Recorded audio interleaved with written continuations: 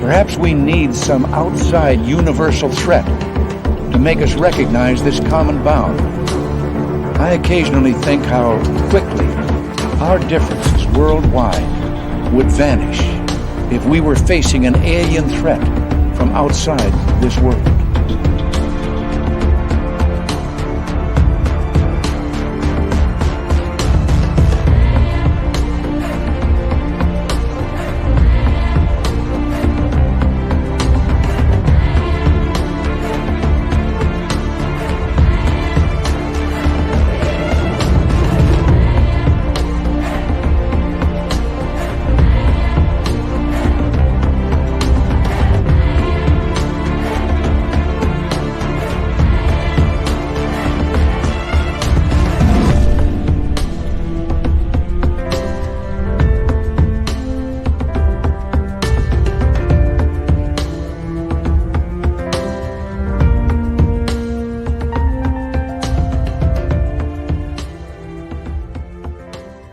Welcome to Spaced Out Radio. Tonight, my name is Dave Scott. Thank you so much for joining us. We very much appreciate you tuning us in as we get into Canadian UFOs tonight. The update with author and researcher Chris Rutkowski. We are in for one hell of an interesting show tonight.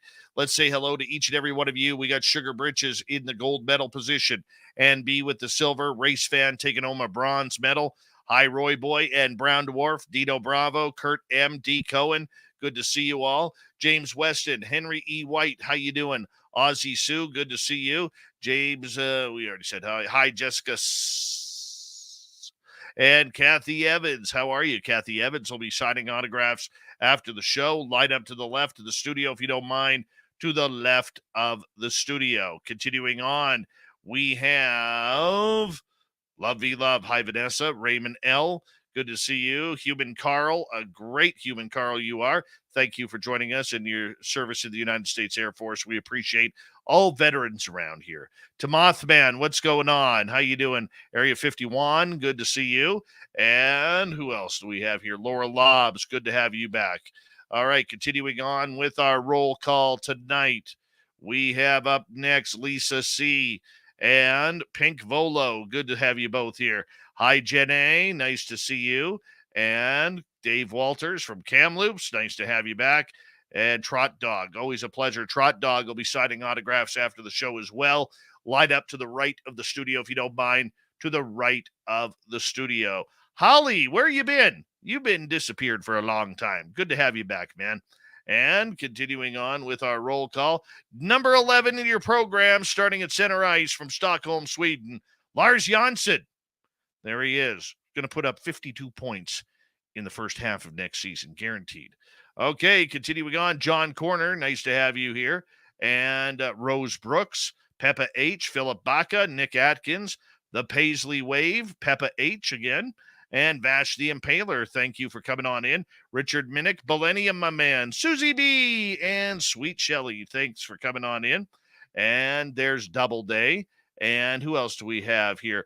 Oob to Joe's Bane, you've got aliens. Hi, Desiree, nice to see you. Little Kilroy again. And I had a little hiccup there. I sure did. I caught it. Moving on, let's say hello to Robert Lamoth and Paramarv. Good to see you. Just another guy named Harry. Welcome back as we continue on with roll call. Roger Murray, how you doing, man? Good to see you. Sibylla Irwin, thank you for joining us. And we are caught up on that so far. Let's go over to our good friend here on Spreaker and load up for Bill WD-40. So that way he can lube us up for tonight's show, because you always want to go into a show nice and smooth. Hi, Jessica McCreary. Good to see you. The super chat is open. It is a wonderful way to support what we do on this show on a nightly basis. So thank you so much for helping on up on what we do. And, of course, what else do we have here? We have, let's see. Oh, yeah, our store is open at spacedoutradio.com. Hi, Bombshell Bomber, Digger Dog, and _ Maddie. Your hair looks fantastic tonight, buddy. Just throwing that out there. Luscious Jules, good to see you. Enki, thanks for coming on in. Yeah, we got a busy night already in here tonight. 30 seconds to go. If you're new here, do us a favor, hit subscribe, ring that bell. We're like a telethon here. We want our numbers to go higher. Yes, we do. And it all helps out because all of you are here and make it so, so awesome.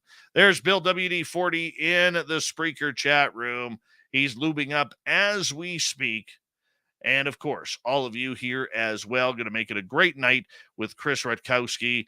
And we're like 7 seconds away. I'm excited. I hope you are too. Horns up. Let's rock.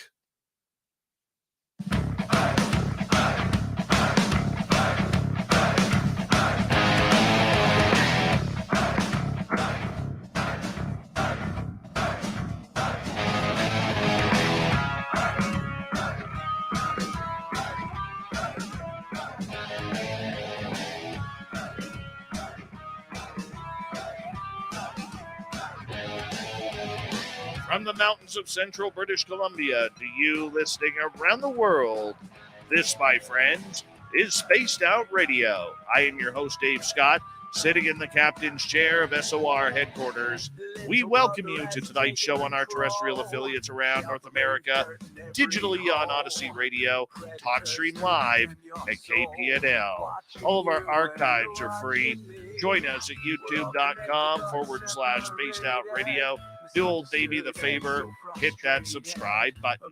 You can follow us on Twitter at Spaced Out Radio, Instagram at Spaced Out Radio Show, and on TikTok at Spaced Out Radio.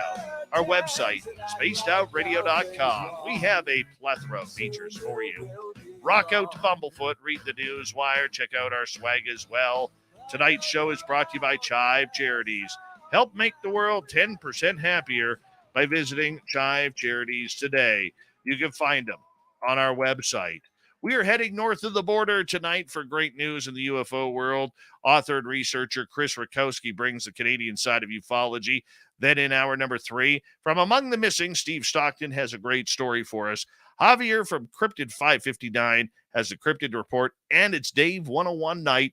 We got the strange news of the week as well. Mr. Chris Rutkowski is a Canadian science writer and educator. Since the mid-1970s, he has written about his investigations and research on UFOs, for which he is best known.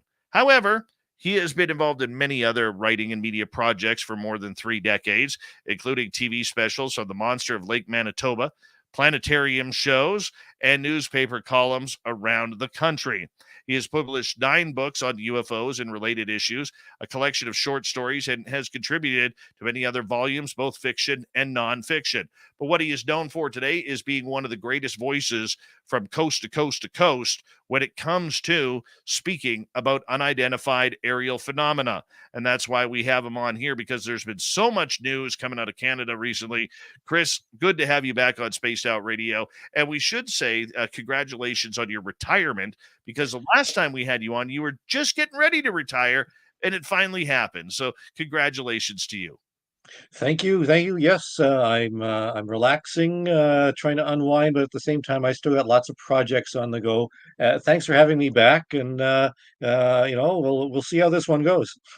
Oh, absolutely. Absolutely. You know, the one thing that I wanted to talk with you about is compared to the United States, there's very few Canadian UFO researchers out there that are, on top of everything that's happening. You kind of lucked out back a long time ago where somehow, somewhere in the Canadian Defense Department, they're like, hey, we don't know what we're going to do with these UFO reports. Who wants them? And you just they fell into your lap. Pretty much, yeah. I was actually working on some astronomy research because my background's in astronomy and education. I was out in Ottawa, and I was at the Hertzberg Institute for Astrophysics. And I would go there from time to time I guess I started going in the 80s, because that's where the UFO reports were going. Through the National Research Council. They are investigated by the RCMP. And the National Research Council in the late 80s and early 90s was getting out of the whole UFO business because they didn't want to have a budget line that said UFO center or whatever it was. Like that would be embarrassing to the government to have something like that. So I was actually talking with the head of the Hertzberg division there, and he said, "I really don't know what I'm going to do about this because we want to get out of it. The phone calls keep coming in. We still get letters and whatever." And I said, "Well, you can always give them to me." And he sort of looked at me and he says, I don't know, "We'll think about that." And then just a matter of a few years later, I started getting the reports from National Defense, from things that had filed through the RCMP and whatever. And I started, doing some investigations, but on behalf of the government, because I wasn't actually working for the government, although at one point I did have a government contract working for external affairs on some programs to study satellites and things like that up in the sky. But more down here on Earth, they needed somebody to take a look at these things, and I said, for sure, why not? What's that like when all of a sudden you get a government official or a government agency coming up to you and say, "Hey, man, we want you to do this for us"?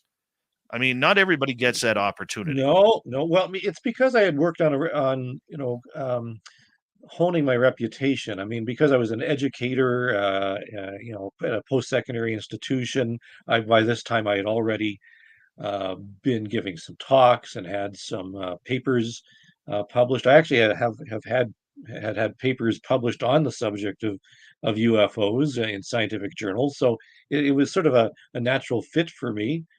And because I wasn't going around wearing a triangle on my head and tinfoil around my wrists and all that sort of stuff, and saying the aliens are here, the aliens are here. They're looking for somebody who was scientific background, but was good in communicating with the public and also interested in what people were saying. And because I sort of was very interested and still am interested in the cases that are coming in, I said, "Yeah, I'll take this on," and it's been an interesting ride. But things are changing. That it seems to be slowing down a bit because the government is going through some changes in what's being reported and how things are being reported. So we'll see how it progresses in the future. Outside of one of your best known cases, which is the Falcon Lake incident and Shag Harbor, what has been Canada's biggest UFO case outside of those two? Outside of those two, well, um, I'd have to go to some of the ones that the Canadian government itself has acknowledged as being significant. And the Canadian government has produced, the Royal Canadian Mint has produced coins, actual currency commemorating significant historical events related to UFOs. And certainly one was Shag Harbor and one was Falcon Lake, but they've gone on, they've produced one on the Montreal Bonaventure Hotel UFO, where a lot of people saw a UFO hanging over a hotel in Montreal. They've done one on the Yukon, where dozens and dozens of people saw something moving over this lake.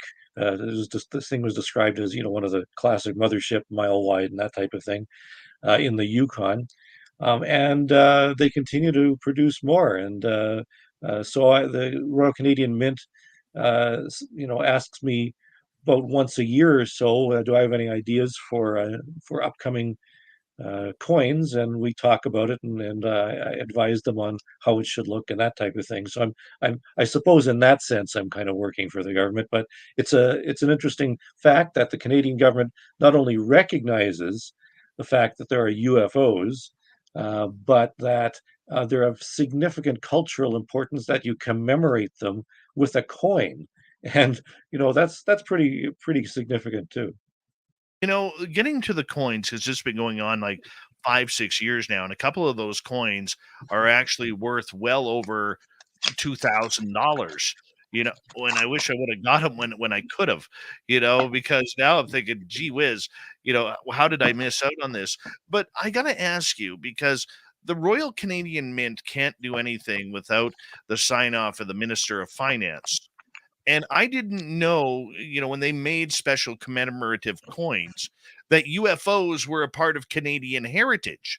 This is Hmm. what kind of tripped me out a little bit, and I remember asking them about it because we were still doing this show and, got the same standard report from everybody that basically said, it's part of our Canadian heritage. Well, I didn't know that UFOs were a part of what we do here in Canada at that point. Absolutely. It is part. I mean, it's 10% of the Canadian population believe they've seen UFOs. It's been raised. The subject has been raised in the House of Commons many, many times. Recently, you may have heard that Canadian politicians have come out talking about it. So there, Canada has had an interest in this. And just for your viewers, this is the Hotel Bonaventure coin. You can probably see that. This is the one from Montreal, and this is actually pure silver, Queen's Heads. This is a $20 silver coin. It's actually square. It's not round, but it's an actual coin, and it's legal tender. And it's just one of the series that's coming out. They're going to be continuing these things for quite some time. I think you should do the Prince George lights next. The which? The Prince George lights. Now, there are a number of places across Canada that have, spook lights or haunted lights. Tell me about the Prince George lights. It happened in, I think, in the 1970s. It was actually reported to the Royal Canadian Mounted Police. You could go on and find the report on Google, and it was just like the Phoenix Lights over Prince Mm, George, British Columbia. And mm, I think the lights hung out for about half an hour or so, and then slowly went up into space and disappeared. I believe that they called up a helicopter, but a helicopter just couldn't seem to get to it, and it's a very interesting case, very eerily similar to the Phoenix Lights. I probably have it in my file because if it happened in that time period, it's probably in the file somewhere. I have something like 25,000 separate Canadian UFO reports on file since 1989. And we began, that's when we were doing the Canadian UFO survey. And before that, I've been filling in the historical gaps. So I include the National Research Council cases and other Mhm. files that have been brought to my attention and other cases that have been reported. So probably have an additional 10 or 15,000 cases on hand as well. So there's a lot of reports out there, and that's just Canada. Well, one of the mysteries in Canada that I always wanted to solve, coming from the lower mainland of British Columbia, you know, there is a very, very high sighting report through MUFON, through people I've talked to, through UFO BC, of black triangles east of Vancouver. And there's Mm. this, and I hate to put it in a triangle area for triangles because go figure, right? But in between Aldergrove, British Columbia, to Hope, British Columbia, and then back up to the Mission, Maple Ridge area of British Columbia, there is a triangle there where people see black triangles all the time, especially at this time of year. And that's where the famous Karina Sables case came Mhm. out, I believe 1990 or 91, sometime like that. That is where I know I saw my two black triangles, one over top of my house, and one that if I put this thing on the ground, it looked like it would cover a city. It was so big. Mm. You Well, it's better known as the Surrey Corridor because everything from Surrey eastward, like you say, towards Hope, towards the beginning of into the Rockies. That's had a lot of cases that have been reported, and I actually wrote about the Surrey Corridor many years ago now because there were so many cases coming out of that area, yeah, and crazy. so it's classical. It's very interesting.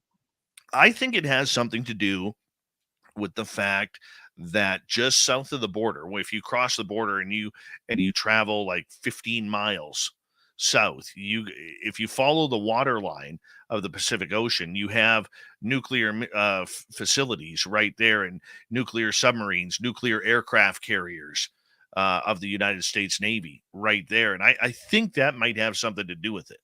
I'm not sure, but it just seems too coincidental. Maybe, absolutely, maybe. What is your favorite part about being the voice of ufology for Canada from a civilian point of view? Um, well, I think it's that people will share their stories with me. I mean, I'm a storyteller. I actually had been at one point with the Folklore Studies Association of Canada as the Western Canada representative. And I've spoken at the folklore studies conferences because it's part of, we mentioned it, the heritage and the culture and who we are, that type of thing.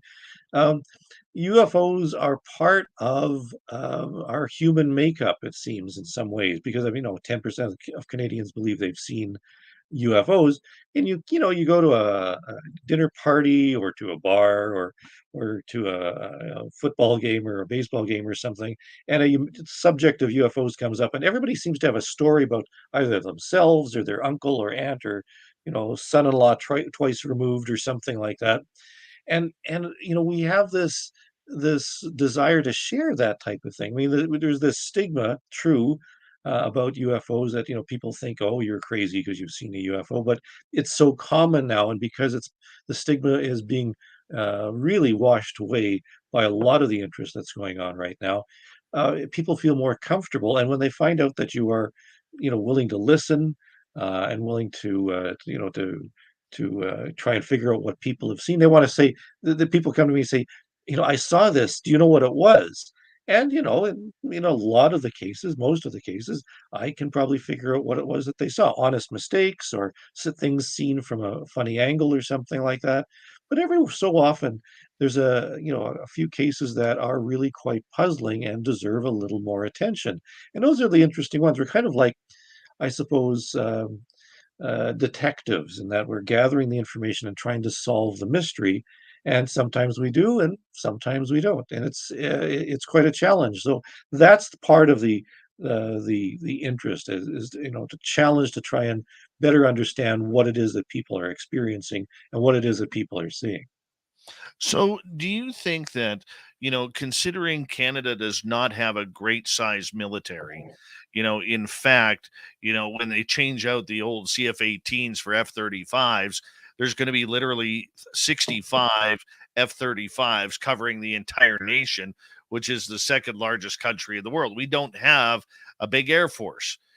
Put it this way for our American listeners, one aircraft carrier of the Nimitz class or the Reagan class or whatever those big aircraft carriers are, have more aircraft on it, fighter aircraft, than the Canadian Air Force alone. One aircraft carrier, and that's amazing to me. But And there's more submarines at the West Edmonton shopping mall than there is in the Canadian Navy. very true. That, and not a shot at our military, because our men and women are, there's a reason why we're 10-0. I'll just get that in there. There's a reason why. But Well, and the thing is, I mean, we have to point out though that because Canada is a partner with NORAD, that the United States does the heavy lifting in terms of of patrolling the borders and that type of thing. So, I mean, we're not sitting out, in the middle of a field waving a stick at somebody. There we have some stuff, but it's true that the Canadian military does need some assistance and some help. Um, I know some of your listeners are familiar with the name Paul Hellyer, who's known for his UFO stuff. He's also the most hated person in the Canadian military because just when he was Minister of Defense, he put through these proposals to combine all the forces, Army, Navy, and Air Force together, which nobody liked, and actually ended up being the detriment of uh, of the military in some ways. And there's actually entire books written about how the Canadian military has suffered because of Paul Hellyer, but he is a Canadian UFO hero. he is, and he's also one of the people who led the quashing of the Avro Arrow program, which Absolutely. literally took Canada right out of the race for aviation. Yeah. Yeah. And everything else from the sounds of Oh, it. oh yeah, dark days back then. Thanks, Paul. Thanks for being in the UFO world, though. hey, we don't need a military when the aliens are coming, according to Paul Hellyer. We got Yeah. 4 minutes to go before we have to go to break at the bottom of the hour. And Chris Rutkowski, author and researcher from Winnipeg, Manitoba, is our guest tonight. Chris, we're going to get into the political side of this when we cross over after the break. But for you, the way all of a sudden this last 2 years, especially, that Canada has started becoming a part of the conversation of UFOs. What does that mean to you from all the decades of work you've done? Well, I mean, it is good to see that Canada is getting a little more attention with regard to the UFO scene, although it hasn't been completely silent over the years either. I mean, there have been some very significant cases, but it is interesting that recently that people are waking up and saying, "Hey, Canada has had a part to play and is, scheduled to be playing a bigger part." And with the amount of research that I've been doing and laying the groundwork, I suppose, in fact, the Canadian Forces, or rather the Department of Defense, has acknowledged my work over the past many decades, that they can actually move ahead and get a little more involved, and maybe we'll see something over the coming year or two where Canada is playing a bigger and bigger role. How will it play a bigger role? Specifically, Yeah. well, I mean, there's been some signs that Canada is part of what's called the Five Eyes, which is basically a communications consortium, mostly Commonwealth countries plus the United States, which are monitoring communications such as phone, internet, and spaced out radio constantly. And they are, because they're monitoring these types of communications, the subject of UFOs and the detection and the monitoring of UAP is part of that. Because Five Eyes, which actually existed since the Second World War in one form or another, they're getting a little more active with regard to monitoring of objects and communications within North America and around the world, so that Canada is playing a bigger role in that. At least that's what we're told, anyways. Well, let's hope it continues, because I think that a lot of people don't really understand. Going back to the 50s and Wilbert Smith, there is a large history of UFOs in Canada, to the point where the Americans, believe it or not, even though they love to be first in everything, were actually calling old Wilbert to get information and to dig up information on these UFOs back in the day, because they didn't know what the heck was going on either. And Wilbert was actually conducting a study for Project Magnet. So, I mean, it's kind of interesting to see how we've been in the UFO game, or Canadians have been in the UFO game, pretty much since the mid last century. Well, yeah, and in fact, I have reports in Canada going back to, well, 1947, of course, when the whole flying saucer thing started. But there are cases in Canada going back much earlier too. But in the Canadian archives, we begin our archival collection of UFO reports from, I think it's July the 3rd or something like that. Um, over Newfoundland. So July the 3rd, 1947, that is, over Newfoundland. So, we've been involved in this right from the start. Well, and that's a good part. And we're going to continue that conversation when we return on Spaced Out Radio with Chris Rutkowski, author and researcher. You can find all his books on Amazon. When it comes to UFOs, they're great to add to your library collection. That is for sure. When we return, Anita Anand, Canada's defense minister. What does she know about UFOs? Why isn't she talking? We will get into that conversation with Chris and more when we return on Spaced Out Radio. Stay tuned. The mighty SOR returns right after this.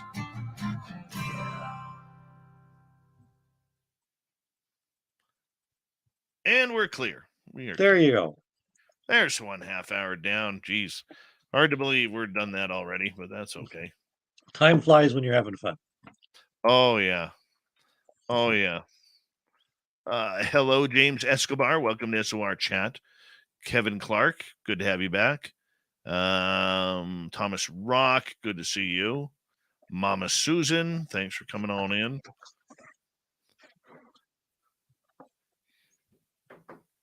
Yeah, it's I'm eagerly watching,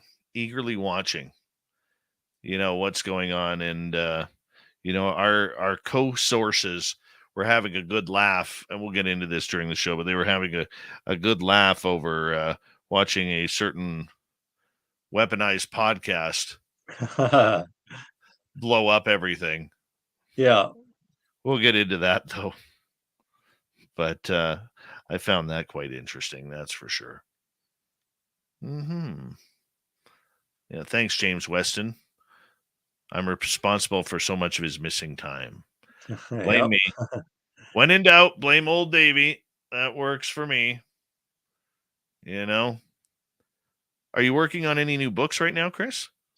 Yeah, I am actually.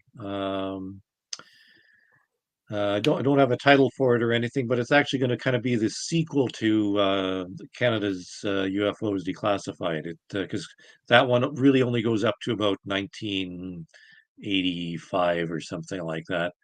And I'm going to, continue going through the documents that we have at our disposal, especially from the time where I started taking over and receiving the official documents. Right.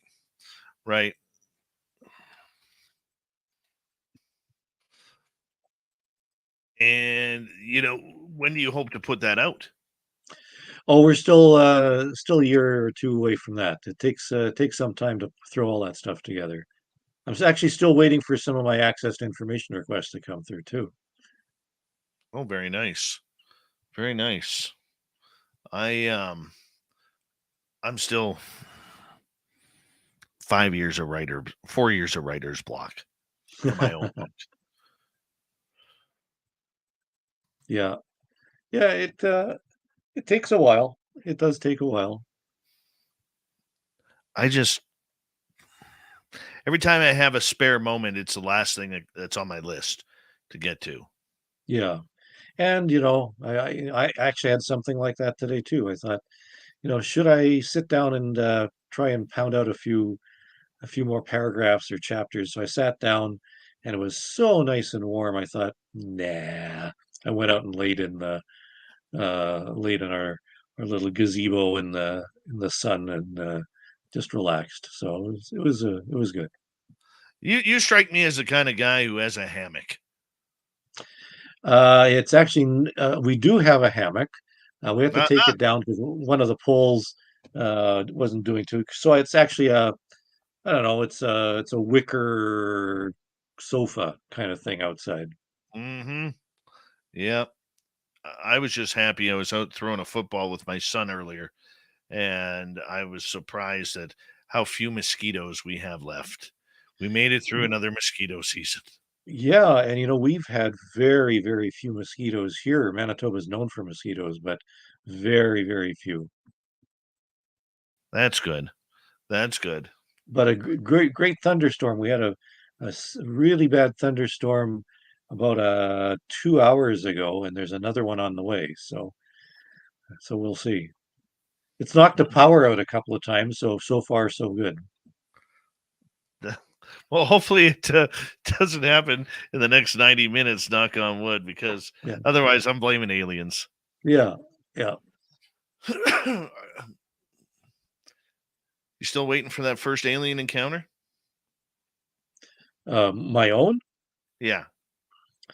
They're scared of me. That's the only explanation. I'm too intimidating. Or maybe I smell bad. Yeah, I'll have to bathe one of these days.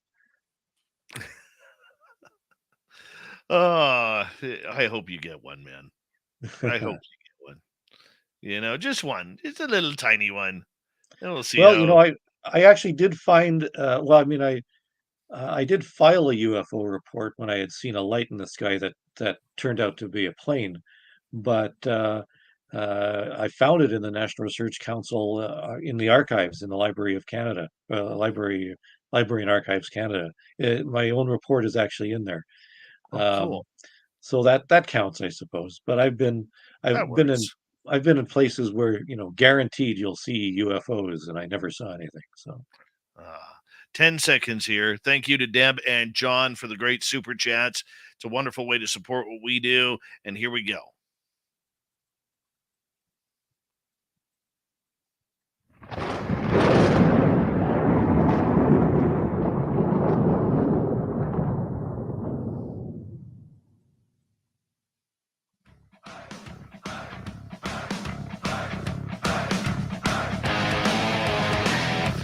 Second half hour has us talking UFOs on Spaced Out Radio tonight. Good to have you with us. My name is Dave Scott. Always appreciate earning your listening ears. Reminder to all of you that if you miss portions of this show or others, check out our free archives by going to youtube.com/Spaced Out Radio. Do old Davey the favor, hit that subscribe button. Our website is spacedoutradio.com. We have a plethora of features for you.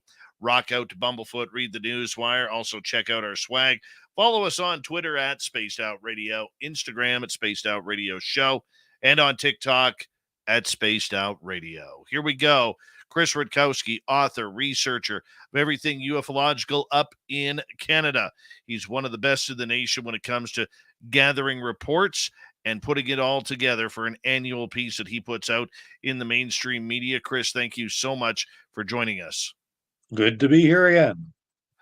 Politically speaking, Canada has a government that has been extremely silent on this topic.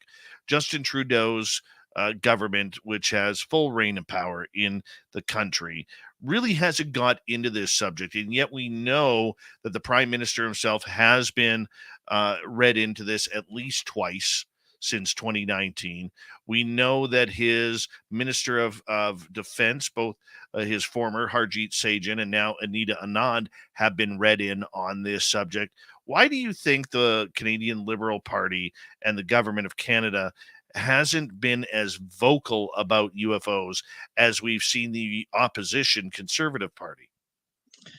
Well, I think the opposition has its axe to grind. There's no question that they have nothing to lose with regard to if they push on the UFO buttons.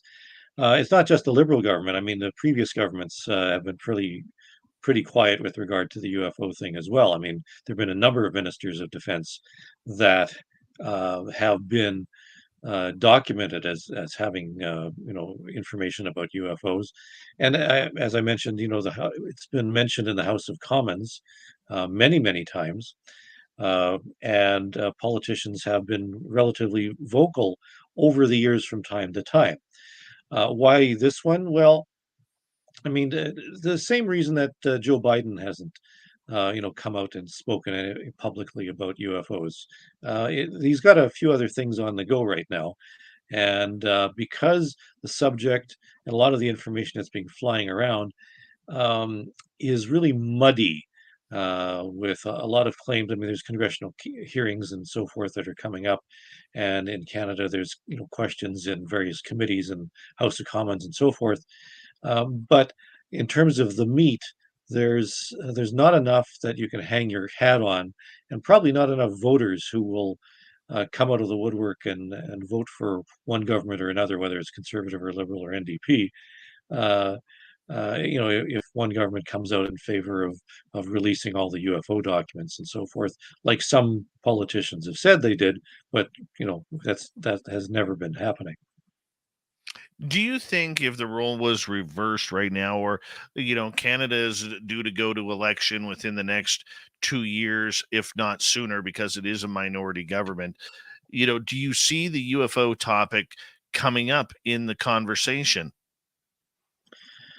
I really don't, because there are many more pressing issues. Certainly, inflation and poverty and Canada's role in various wars and so forth around the world. I mean, there seem to be a little more pressing issues. Now, I know the argument that if aliens really are here, that's certainly more important than anything else.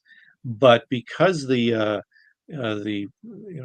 proof of all of that is really still lacking.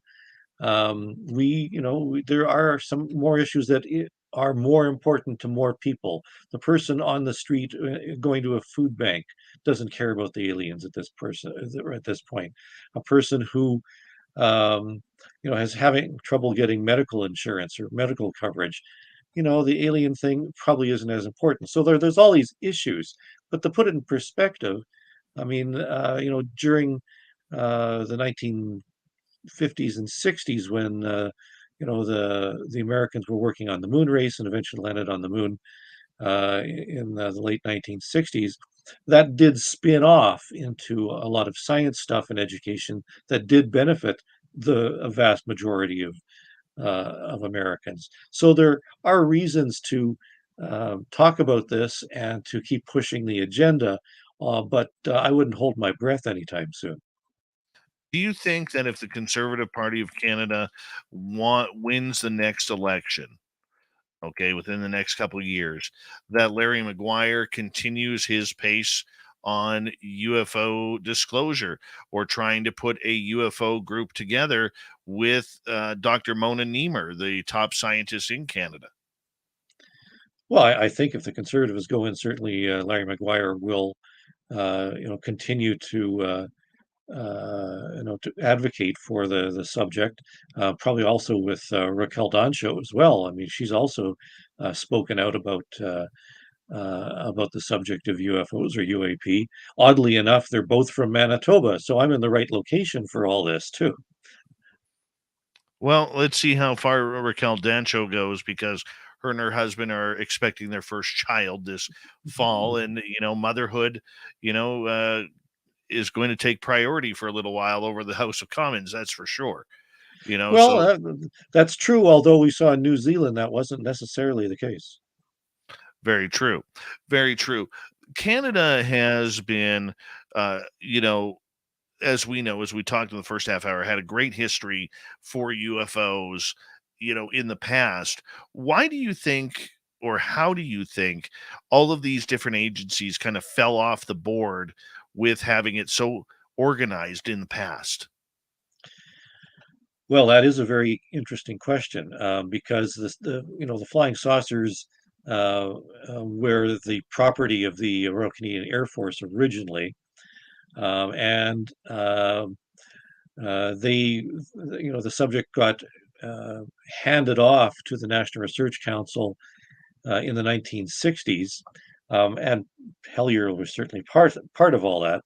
Um, and there was a shift in the viewpoint at that point. Once the flying saucers were involved or were taken care of by the Royal Canadian Air Force, it was a military action. It was regarding defense and security.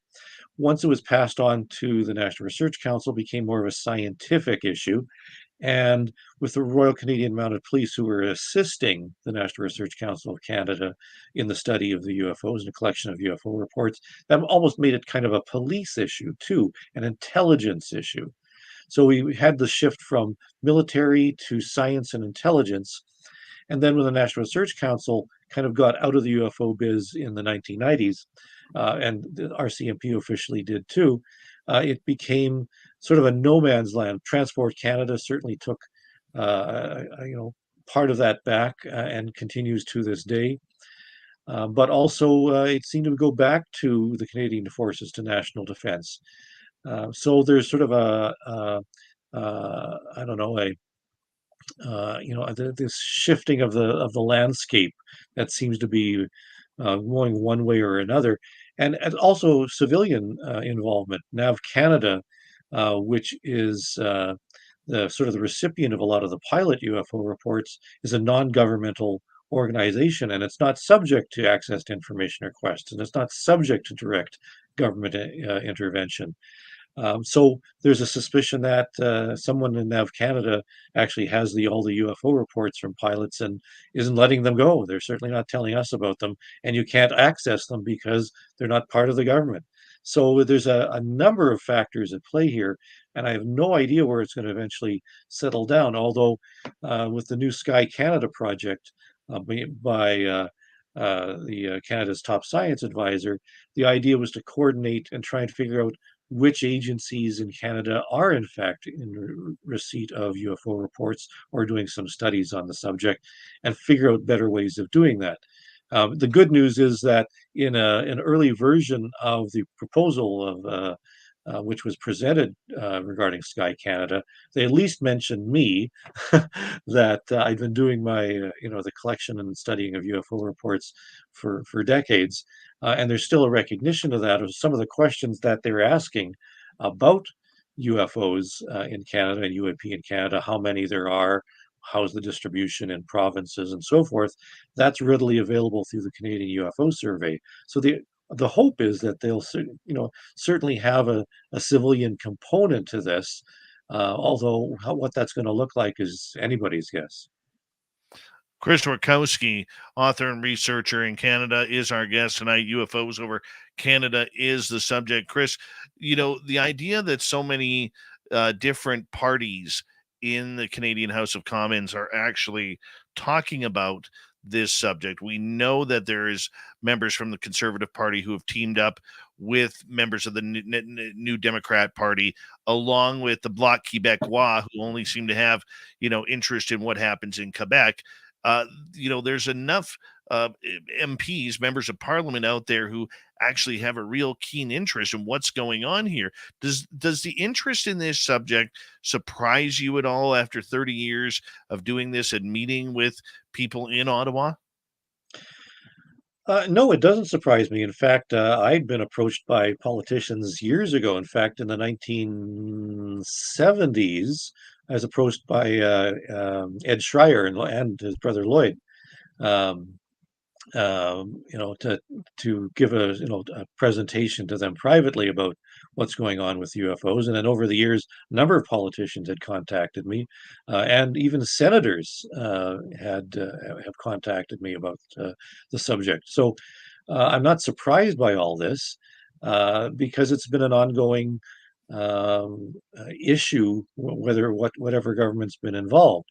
And it's been raised, I mentioned, it's been raised many times in the House of Commons. There's many documents that we've uncovered regarding the discussion of UFOs and UAP at departmental levels. So, there's certainly is been a fairly consistent interest in the subject, and that's what makes the Canadian experience most relevant, I think, to what's going on in the United States and other places. I mean, the fact that we're talking about this, about, the Canadian connection with UFOs, well, why should people who aren't in Canada pay attention to what's going on in Canada with regard to UFOs? The reason is Canada has a consistent record and a long history of scientific and defense studies regarding UFOs and UAP over the years. Project Blue Book, which is United States Air Force study, as everybody knows, it terminated in 1969 after there had been some congressional questions about it in hearings in 1966 to 1968. And after that point, there really wasn't any information available of what the United States government or military were doing with regard to UFOs. In fact, only when the revelations from Leslie Kean and everybody else, very recently, was it found out that there were studies in the United States, for a matter of from 2007 to 2012 or whatever it was, and then more recently the AARO and things like that. That's fairly recent, but between 1970 and let's say 2005, 2007, we don't really know what was going on. But in Canada, we do know all these studies that were going on, the investigations. We have the reports available. We have the documents available, and who was doing the research. So Canada actually might be a model for what was going on elsewhere in the world, and might be a reflection of what was going on in the United States, even though we don't have that information. You have sat in on meetings with Canadian officials who want to know more about this subject.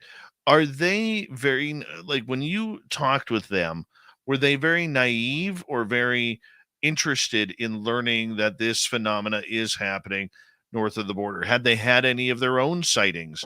What was the attitude that Oh, that's a they showed? That's a good question. I actually don't know whether any of the people I'd spoken to had had their own sightings. I have to think about that. Maybe a few. But in terms of naive, the problem that I'm finding is that some of the individuals who are being more vocal about UFO advocacy right now have been getting their information from sources that may have some issues, may not be as reliable as others. They're getting it from the pop ufology, I suppose, rather than from documentation. Many, for example, didn't know about the University of Toronto's uh, uh, Aerospace Studies Institute for Aerospace Studies UFO report. Many didn't know about some of the other research that had been done in Canada at an official level. Many didn't know about some of the classic cases, and many didn't know about even John Musgrave, who was a Canadian researcher who actually got a grant from the Canadian government to study UFOs and put out a book about UFOs. So there's I would say that a lot of the information that people who are today vocal about the UFOs, on blogs and podcasts and so forth, get their information from sources in the United States, sources in other countries, or sources that are on the internet and social media. When in fact, a lot of the information has readily been available and talked about for many years. It's just a matter of educating them. So I'm hoping that there'll be a little more education with regards to some of the individuals who are speaking out on with regard to UFOs. The many members of parliament that you have spoken with regarding this topic, or even whether it's defense officials or whomever, do they play stupid? Do they play like naive on the topic that they don't know because they're trying to pick your brain on how much you know? Or do they share the knowledge like a good Canadian conversation over a beer and a hockey game? Well, I think we have to be clear. At one point, I have a low level security classification, but I certainly don't have one now. And when I speak or in communication with defense officials, I don't have the clearance that would be necessary for them to give me much information, as opposed to me giving them the information. However, I have often been asked to brief them on what's gone on in the past with regard to Canadian ufology, and regarding which cases have been most interesting and the stats on them, and my own research. So it's more of a one-way street. Um, but I would say it's not that they're um, being cagey. It's just that the process has to be respected, and I certainly don't think that I have the clearance for being told about what a military pilot on a sortie or a mission, might have seen while on maneuvers. I don't have the clearance for that. I wouldn't expect to have the clearance for that. And that would be true whether for Canada or the United States, that, we are not privy to classified material because we're certainly not, availing the types of security clearances that would be necessary.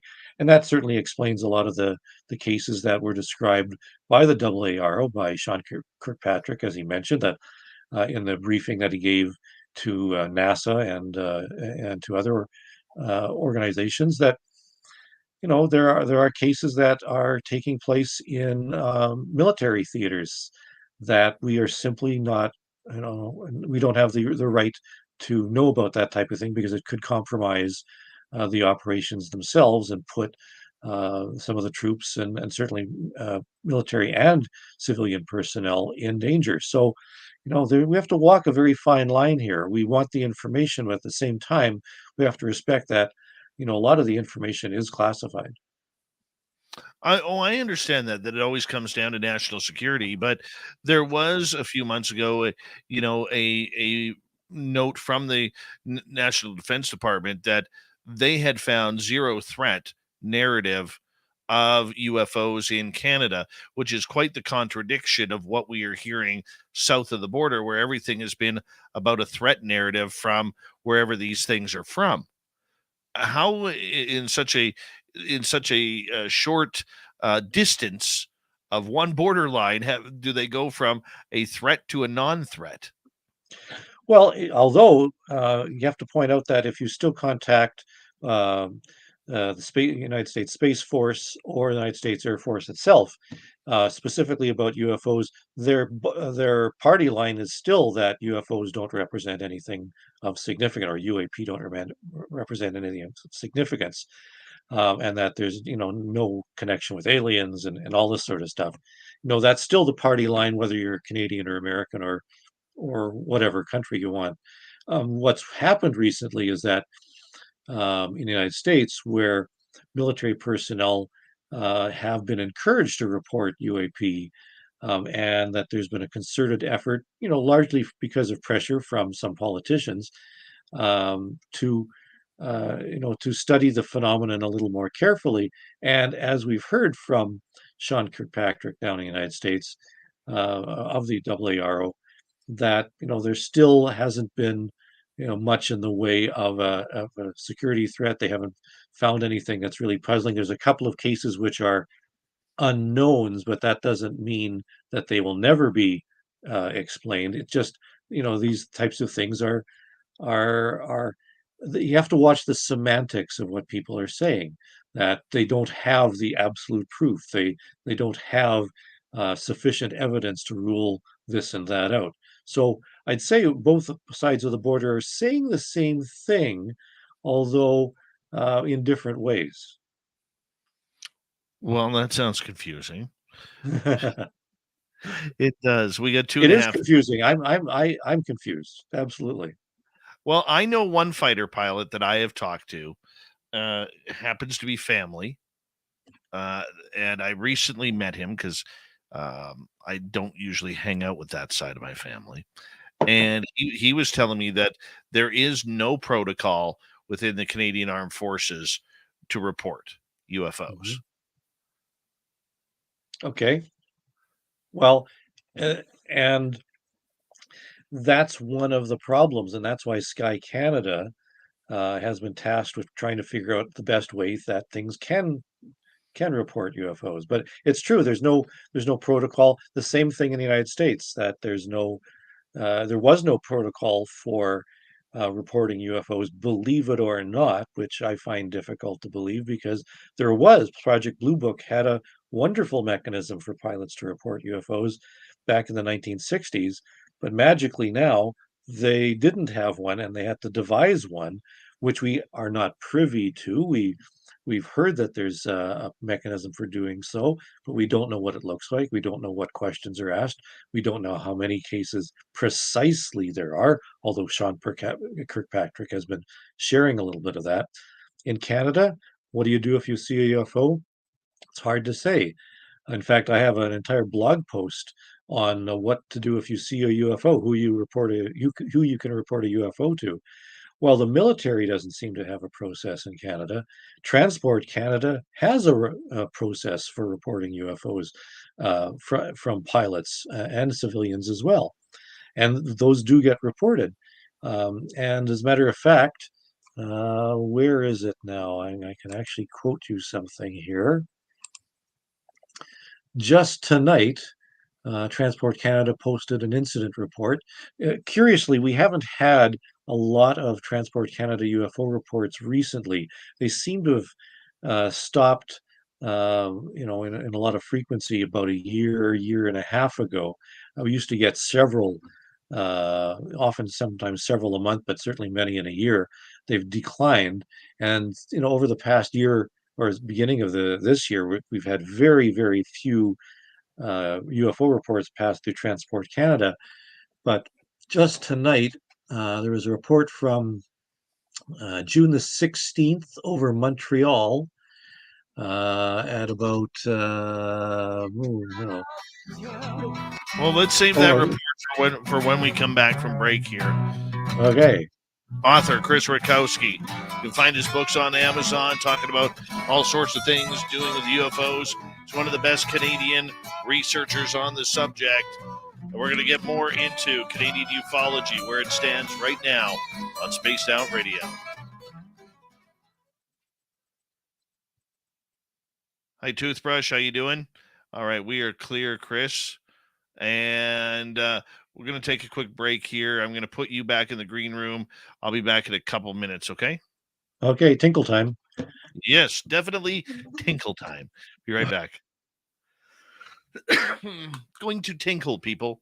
Going to tinkle.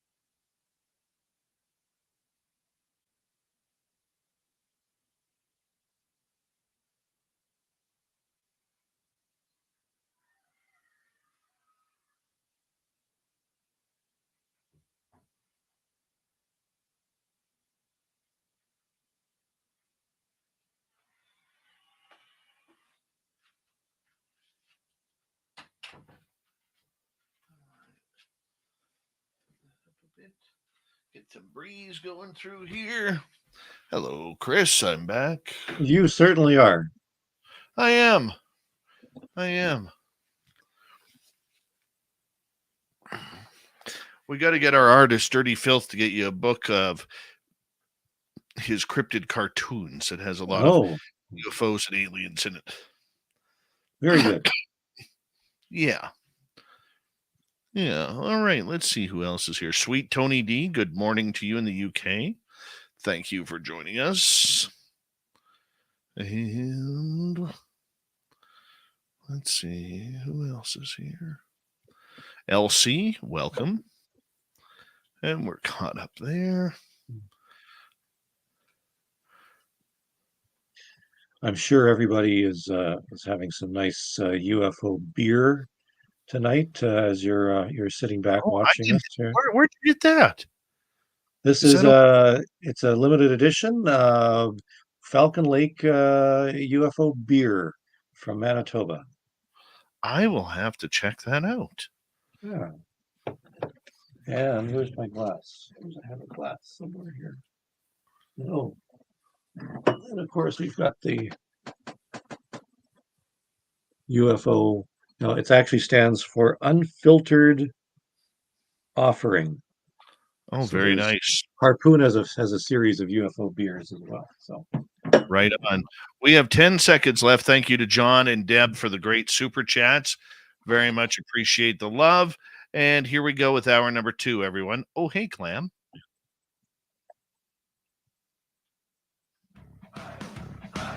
You're listening to Spaced Out Radio with Dave Scott. Follow Dave on Twitter at Spaced Out Radio and on Facebook, Spaced Out Radio Show. Here we go with hour number 2 of Spaced Out Radio tonight. Good to have you with us. My name is Dave Scott. Very much appreciate earning your listening ears wherever you are on this beautiful planet we call Earth. Hello to everyone listening in on our terrestrial affiliates around North America, digitally on Odyssey Radio, TalkStream Live, and KPNL. All of our archives are free. Join us at youtube.com/spaced out radio. Do old Davey the favor, hit that subscribe button. The Desert Clam has set the password for tonight in the SOR Space Travelers Club, Taliped. Taliped is your password. Use it wisely, space travelers, as the Clam sets the password each and every night right here on Spaced Out Radio. Our website, spacedoutradio.com. We have a plethora of features for you. Rock out to Bumblefoot, read the news wire, check out our swag. Follow us on Twitter at Spaced Out Radio, Instagram at Spaced Out Radio Show, and on TikTok at Spaced Out Radio. We continue on tonight with Canadian UFO researcher and author Chris Rutkowski. What's happening in the Canadian political side of UFOs? It's a big hot button topic. Could Canada all of a sudden be one of the front runners to push disclosure? Mr. Rutkowski, welcome back.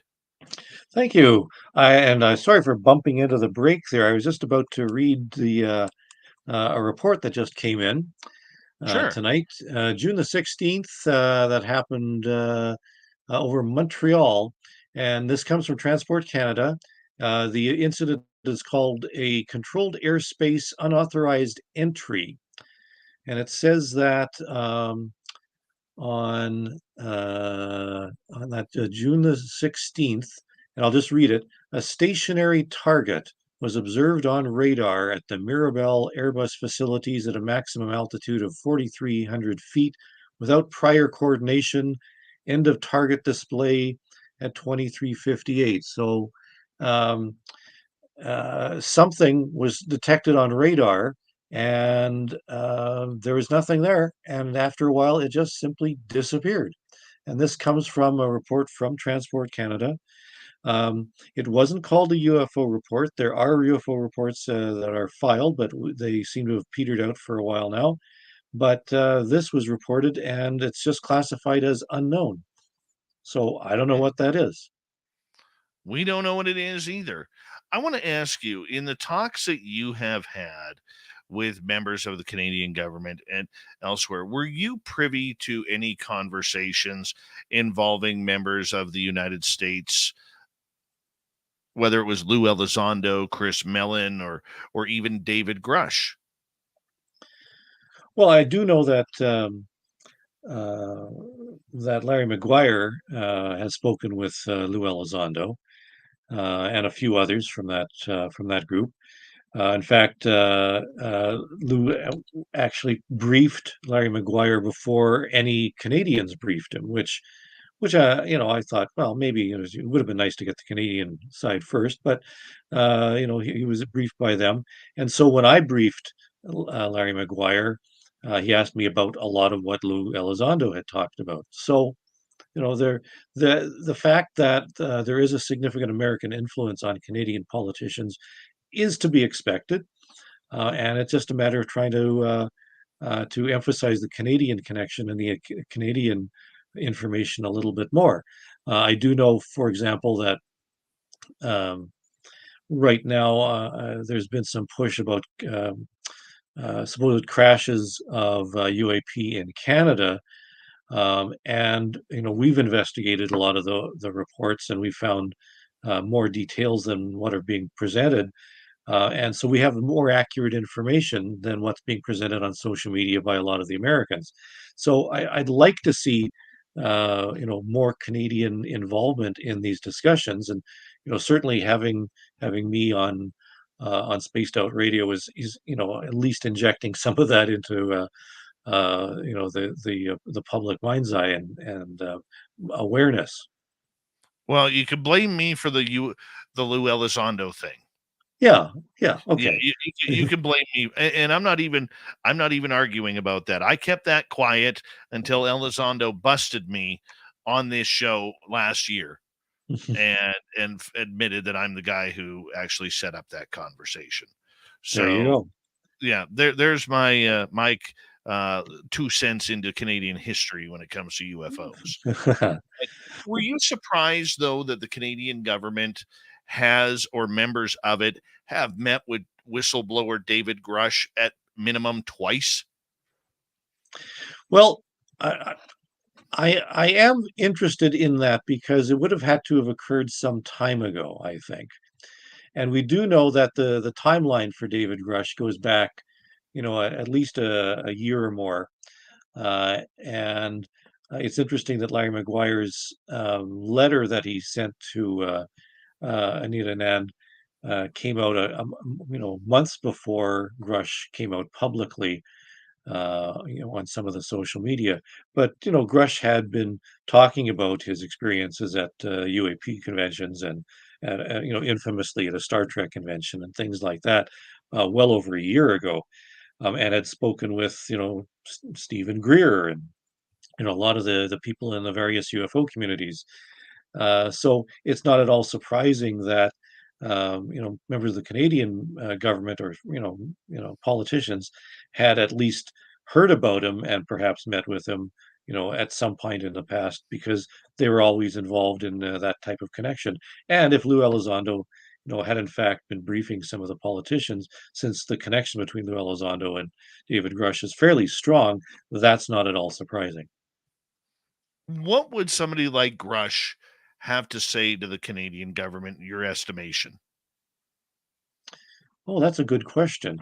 Um, it's hard to say. I mean, certainly in the in his former position, as part of the double E tip or whatever it was that was the incarnation. UAPTF.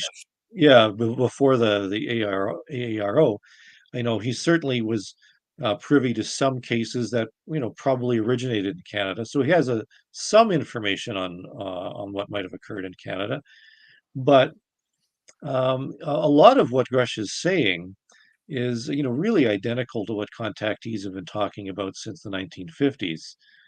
In fact, very similar to what Stephen Greer has been saying over the past number of years as well. So, what exactly he might be telling the Canadians about it is hard to say. You don't even want to speculate a little bit? I know What I can see it in your face that you got more. You got more. Give me some juice here, man. Well, I mean, he's talking about crash retrievals and that type of thing, and that was a specific question from Larry Maguire to Anita Anand, about retrievals and crashes on Canadian soil. And if he had some information, I would imagine that would be of interest because there had been a number of well documented cases of retrievals of pieces of things found on Canadian soil, and did that information that he's provided mesh with what we have? And if it didn't, then why not? So I'd be curious as to what exactly he said. But the problem is he hasn't produced documents.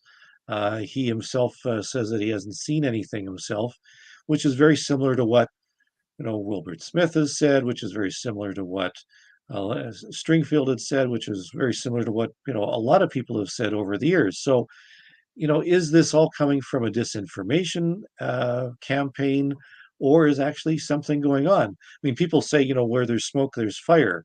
I say where there's smoke, there's a really good brisket on the go, and I'd rather have the brisket. Oh, brisket is good. One of my insiders has said when the whole crash retrieval topic came up recently and heavily, thank you to Larry McGuire's letter that went public, that there is a major crash retrieval that happened in northern Manitoba. Are you familiar with this case? Is that Jackhead? No, it is Not not Jackhead. Because No. Jackhead is a hoax. There's no question of that.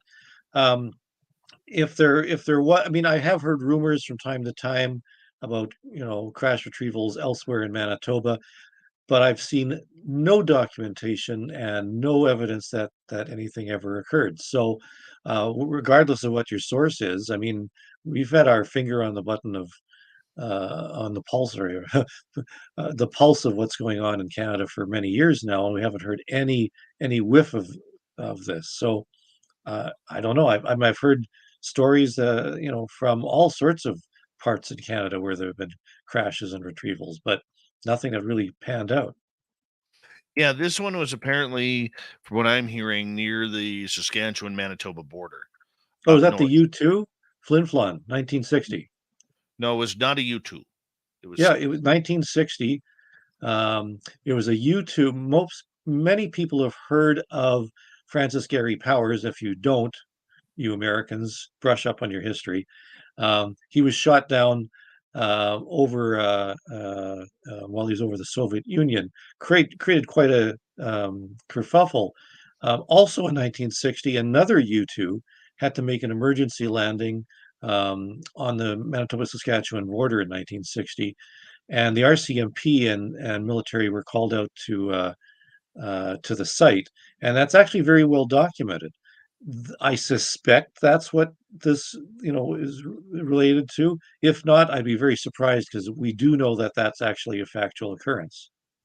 Yeah, no, this one was apparently a crash retrieval that the U.S. government took some, and the Canadian government took some as well. And the Canadian government, when they showed up, saw American officials and were like, "Hey, what are you doing here?" Well, if there is, I'd love to see any kind of documentation, because we've never, heard anything about this. I'm going to try and find out a little bit more for you. How about that? Okay. Yeah. And, you know, when it comes to this story, do you believe that Canada does have, outside of Shag Harbor, crash retrievals? Well, depends on how you define it. I know that in the United States they're being a little cagey about whether these things are, alien technology or something else, foreign devices or whatever.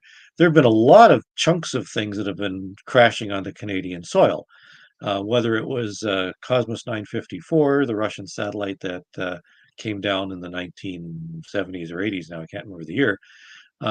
Or Wollaston Lake or Clan Lake. And you mentioned Shag Harbor. In my latest book, I document, I think, 4 separate cases of things falling into the ocean off the coast of Newfoundland or Nova Scotia.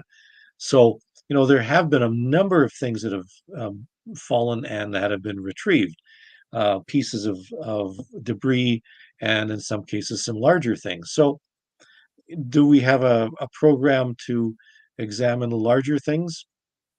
I don't buy, this is my opinion, I don't buy Grush's story about, intact saucers and bodies and all that sort of stuff. I don't buy it at all, because again, it sounds very similar to what contactees have been saying all these years, word for word in some cases, and without any documentation or without any proof or evidence.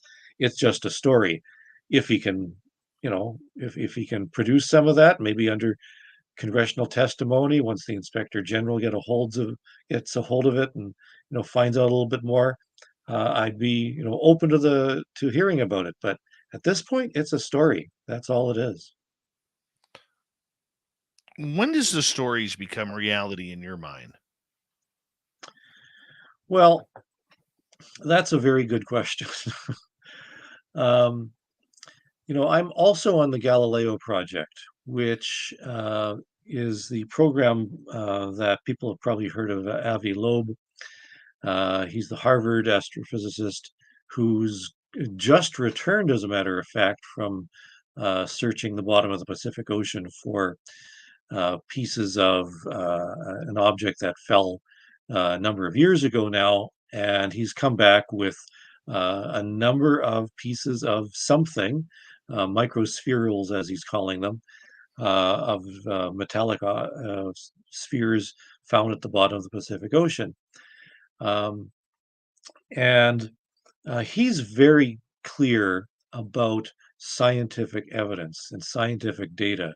In fact, for the most part, he really isn't that interested in what's been described as anecdotes and of UFO reports that have not been documented and recorded using scientific instruments.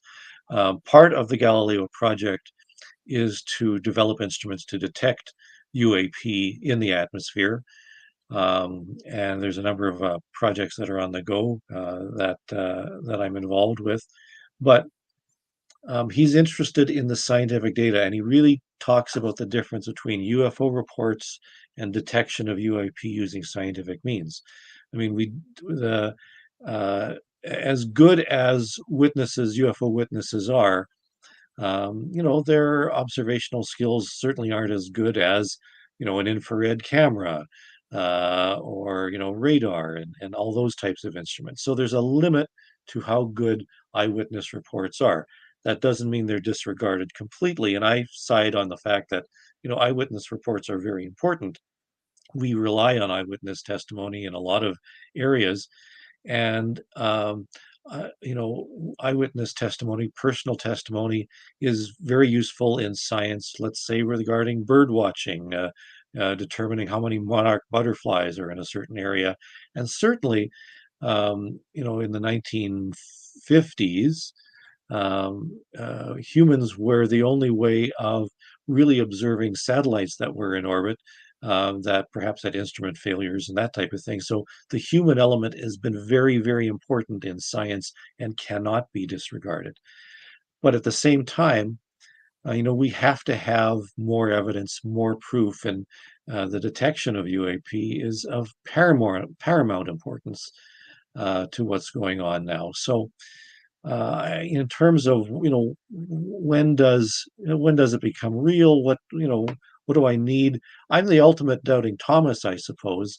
I need to to really see a chunk of something or see more evidence. I need more documentation, more than just stories, and certainly more than the stories that have been said over and over again by so many people.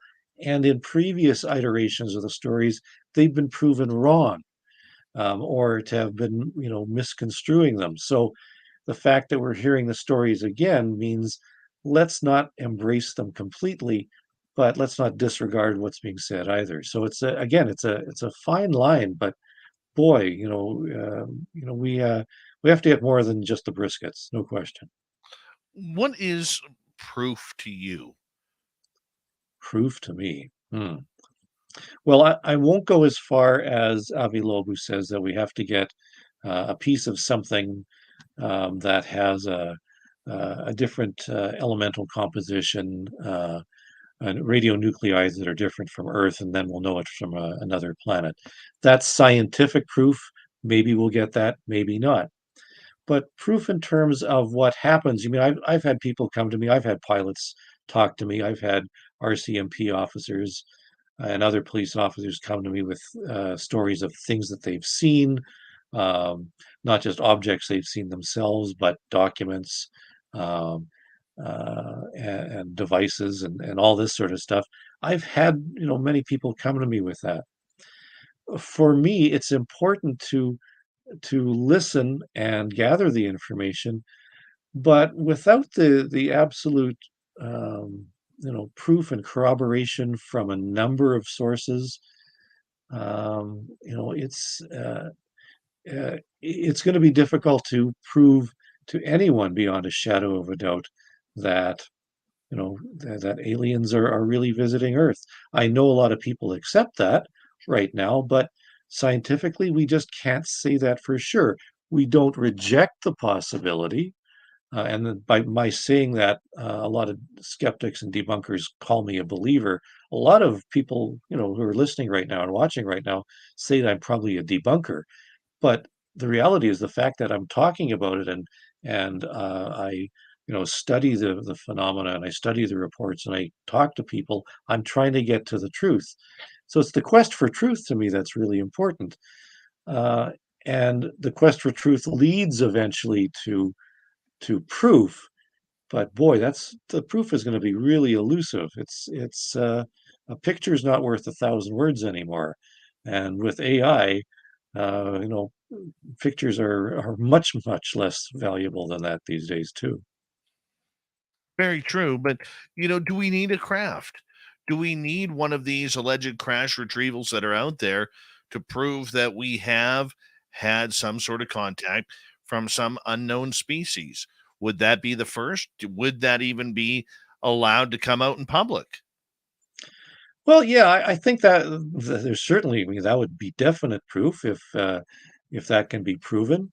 Um, I know the old War of the Worlds argument that, the public isn't ready, people are gonna get into a panic and all this sort of stuff. Stan Friedman, said that the reason it's covered up and not disclosed is that it would destroy our political and economic structure of the world if it comes out that the aliens are really here. There's only one game in town.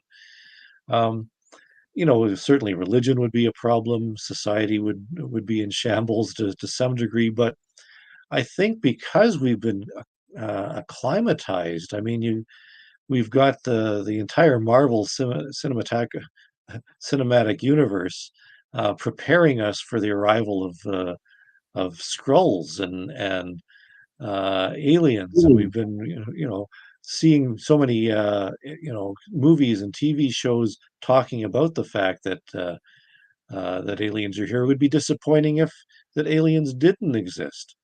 So I think that I don't think we'd be in complete panic anymore. And I think we're at the stage right now where we might even need aliens to come in and help fix our messes down here.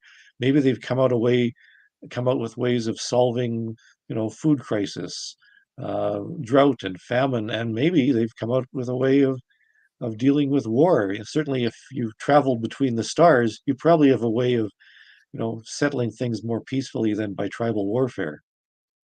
True, true. But do you think it would, with 1 minute to go here, do you think it would hurt the economy?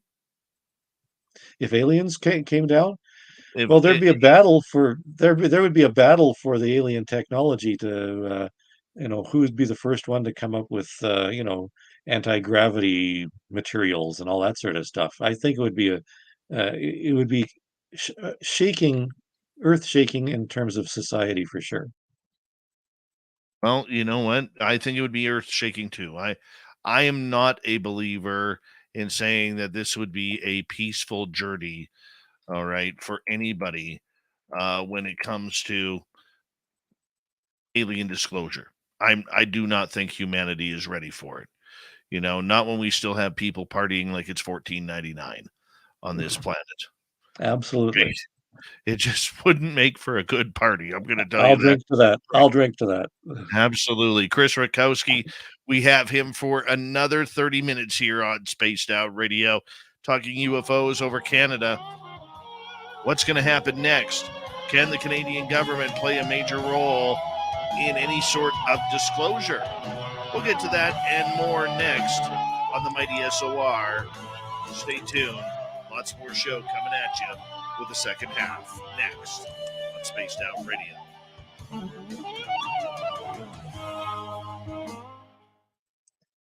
Yeah, we're getting very philosophical there. That's very, very good. Well, sometimes you have to take it that way. Sometimes you have to. And I'm just, when I look at it overall, I can understand why. There's a lot of things going on in the Canadian government right now. But I'm really surprised that they haven't addressed this, or that Anita Anand has been kept quiet over this. Well, I mean, she did release that statement just a few days ago that there's nothing happened, nothing to see here, folks. Mhm. And that raises the interesting question. I mean, we can save this for later, but who is telling the truth? Is Anita Anand telling the truth, or is Larry Maguire telling the truth? And it depends on your own belief systems too. Um, her statement was at least the one that's circulating. I actually haven't seen the letter that she sent to Larry Maguire, but the one that's circulating is very carefully worded. Almost as carefully worded as what's going down in the United States. That we haven't seen any definite evidence of alien intervention or aliens on Earth. Well, that means you haven't seen it, or you haven't been looking for it, or that type of thing. You have to parse these statements very carefully. Oh, very much. Very much. Did she release that on Twitter or on her public website? Somebody released it on Twitter. Yeah. Yeah. And I have to tell you, I'm already on Threads, so forget Twitter. I haven't joined up for Thread yet. I'm just so tired of social media. If anybody wants Canadian UFO report on Threads, that's where you can find me. I've already posted a couple of documents there. Oh, let me go take a look here. Maybe we'll have to download it. Where's the website?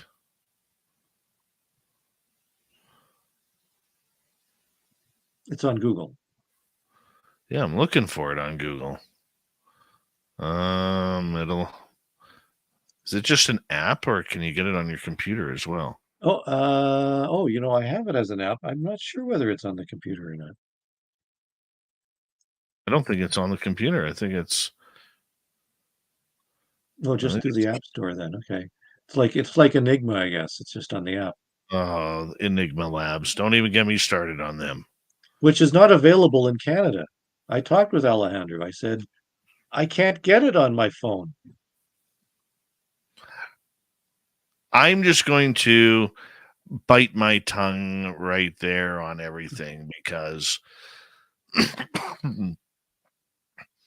I'm probably chastised behind the scenes a little bit too much over that one. Okay. Well, let's not talk Enigma then. Yeah. Well, yeah, I have a lot of questions for them.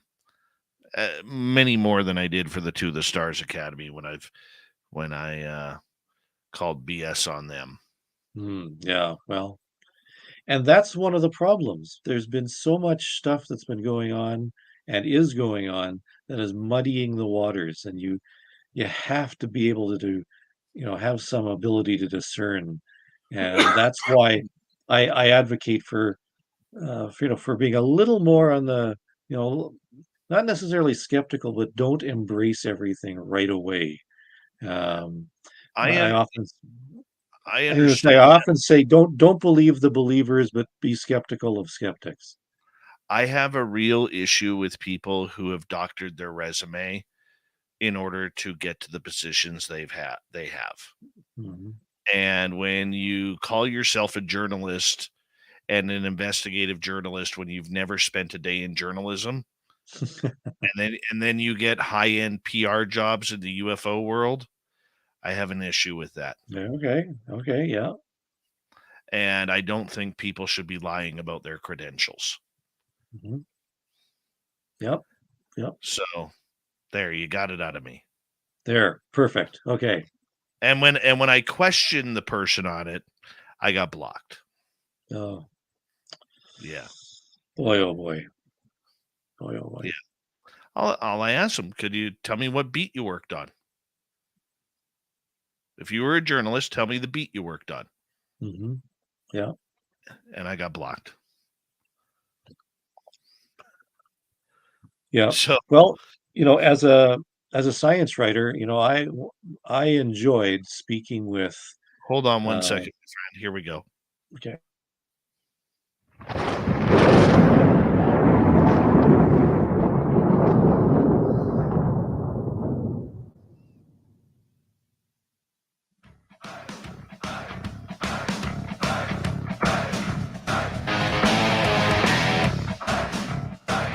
Second half of Spaced Out Radio is now underway as we are talking UFOs tonight on Spaced Out Radio. Good to have you with us. My name is Dave Scott, host of this tinfoil train that we call the Woo Train around here. Hey, if you've missed portions of this show or others, check out our free archives by going to youtube.com/Spaced Out Radio. Do old Davey the favor, hit that subscribe button. Our website is spacedoutradio.com. We have a plethora of features for you. Rock out to Bumblefoot, read the Newswire, check out our swag, follow us on Twitter at Spaced Out Radio, Instagram at Spaced Out Radio Show, and on TikTok at Spaced Out Radio. Final time tonight with Chris Rutkowski. He is one of Canada's premier authors and researchers when it comes to everything UFOs. We've been talking all night long about the Canadian side of ufology. Does Canada have a chance to play a role in disclosure? What's your answer to that, Mr. Rutkowski? I think it does. There's certainly a lot of information that Canada has at its disposal. Canada has been active in UFO research and investigation at an official level, government level, at a scientific level. And so I think that Canada does play a role. In fact, the Sky Canada project was developed so that Canada does have, um, or will have the ability to be part of the discussion at an international level, and certainly at the level of that's expected with the Americans, especially with the AARO and the Five Eyes or whatever organizations are involved, and the fact that we have cases in Canada where American pilots have been flying over Canadian soil because, of course, anything flying over the pole to Europe passes over Canada. And we have Canadian UFO reports that are filed by Americans that are part of the Canadian experience. So we have this ability. We Americans have had bases um, on Canadian soil for many years and still do to one degree or another. Canada participates with NORAD, with the United States. We're part and parcel of the whole equation, and we've had many reports that are worth examining. I want to ask you in regards to all of these different groups that are popping up all over the place. Whether, we see it in the United States, it's almost like it's becoming disclosure for dollars, Chris. Okay, whether it's the Enigma Labs, whether it's Avi Loeb's multitude of teams, whether it's SCU, whether it's MUFON or anybody, it seems like there is this giant movement towards disclosure for dollars, and everybody wants some of that money that's going to come from the American government regarding this subject of unidentified aerial phenomena. Where do you stand on this? Because it is not looking good from in my opinion, a social standpoint regarding the cover up of UFOs. There's so much to go on this, and yet everybody wants to nuts and bolts it, to get ahead in the money game with the technology that we could get off of it. Well, yeah. I mean, I'd say, if there's some money to be made, send some of it my way because I certainly haven't got any with regard to that.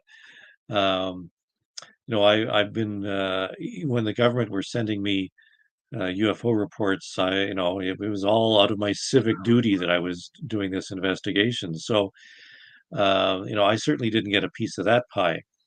And it is true that there does seem to be some money behind what's going on. There's no question that a lot of what was going on in the United States is through lobbying, which means money. That somebody is looking to, get some government contracts. Certainly, a lot of the documentation that was going on, some of the papers and projects that were produced certainly were the result of government contracts. And it's very possible that there's a you scratch my back, I'll scratch yours kind of thing going on with groups of individuals. I don't know how much and to what extent it was going, but one can certainly imagine that that was going on to some degree or another. Um, and it's true. The reality is that ufology, for the most part, has been a hobby for people, on the fringes who are on the or even on the inside. Stan Friedman was one, I think, was the only person to make a living out of ufology because he was on the road 200 or 250 days out of the year doing his lectures. Nowadays, there's a number of people who have quit their jobs and are doing the UFO thing full time. So there certainly is some money to be made. And I would imagine if disclosure actually occurs, and I have my doubts on that, but if it actually does occur, then there's going to be some, monetary incentive for being involved and seeing what you can grab from the whole thing. So I suppose there would be some money to be made if you're, looking for that. Well, I look at the fact that, I see these groups really bartering now. And you have members of multiple groups going through. I know Rich Hoffman, for instance, is in like 4 different UFO groups that are vying for interest, and they're all doing the exact same thing, which is Mhm. all nuts and bolts. Mhm. And, then you get Gary Nolan on the other side saying, we may want to think more than just nuts and bolts on this topic because there's a lot more going on than what we seem. I mean, to me, it's become a political game almost, where people are trying to get ahead of a curve when the curve hasn't even been established yet. Yes, absolutely true. We don't know the parameters. In fact, it's almost like the fire sign theater. Look it up. Everything you know is wrong. And with regard to UFOs and ufology, a lot of what people take for granted is really not that well established. So we still have a lot of stuff to do. Even the definition of UAP and the term UAP itself has been evolving from different abbreviations and acronyms over the past little while. So, there's still a lot that has to be done. If we can't even decide whether things are UFOs or UAP and anomalous or aerial or whatever, we've still got groundwork to be done. And I think that's one thing where, again, Canada can play a role because this has been talked about and hammered out and hashed out for many years and has been looked on from the scientific perspective. And if science is the way to, solving the answer or getting to the answer, then it's the way to go. Well, you would hope, but does anybody know really, in your opinion, because you do the more of this than I do, does anybody know what the science is that we're actually looking for? Well, see, even that, and again, I go back to Sky Canada. They're just exploring what are the possibilities. Even NASA, the NASA UAP program, they're trying to figure out what resources does NASA have that can be applied to the UAP problem. That's true. Are you looking at chemistry, geology? Are you looking at physics? Are you looking at the pure mathematics? Are you looking at satellite imagery? What exactly do we look at here, or do we go into more of the humanities, the philosophy, the psychology? And I think it's a multidisciplinary field. I mean, my minor in one of my degrees was psychology because perceptual psychology is a big part of ufology, and how the eye works, how witness observations work, and belief. In fact, I did a an undergraduate thesis project on how belief in what you see affects what you see in terms of UFOs. My professors were very open to the possibility of discussing this, and that's why you see this invisible college of scientists now coming forward in greater and greater numbers, and scientific papers being published on the subject of UFOs and UAP, not because they were not being done before. There, in fact, I put out a list of scientific papers in peer-reviewed journals on the subject of UFOs going back decades, but there's a big push now to look at it in a more concerted effort. And we have to be open to all sorts of possibilities, but at the same time recognize that there is a scientific process, and the scientific process means we have to hypothesize, we have to test the hypotheses, and not simply accept everything that somebody says. And that is, really bogging down a lot of the research that's going on. Could this bleed over to Canada once or if Dr. Mona Nemer, Canada's top scientist, can get her in her vision put together, which is bringing all of the alphabet agencies under one roof when it comes to UFO reports? I think so, but remember, there are going to be some classified programs. In Canada, we've talked often about the RCMP investigations and CSIS, but there's other agencies in Canada. Most people had never heard of the Canadian Forces um, Intelligence Command until recently, and that's an organization that's been around for many many years, and it's part of the Five Eyes program along with others. So there's another agency, and people haven't even mentioned the Canadian um, Communications Security Establishment, the CSE, which is another agency in Canada that is certainly involved in the UFO issue. So whether that Mona Nemer can, round everybody up. It's hard to say because a lot of the classified documentation, and this is the problem Sean Kirkpatrick is having too, whether AARO is going to get access to all the classified information as well. Is it going to happen? It's a really proprietary situation, both the United States and Canada. What would you like to see the Canadian government do? If they said, Chris, we want you to advise us on how to move this ball forward, what would be your advice?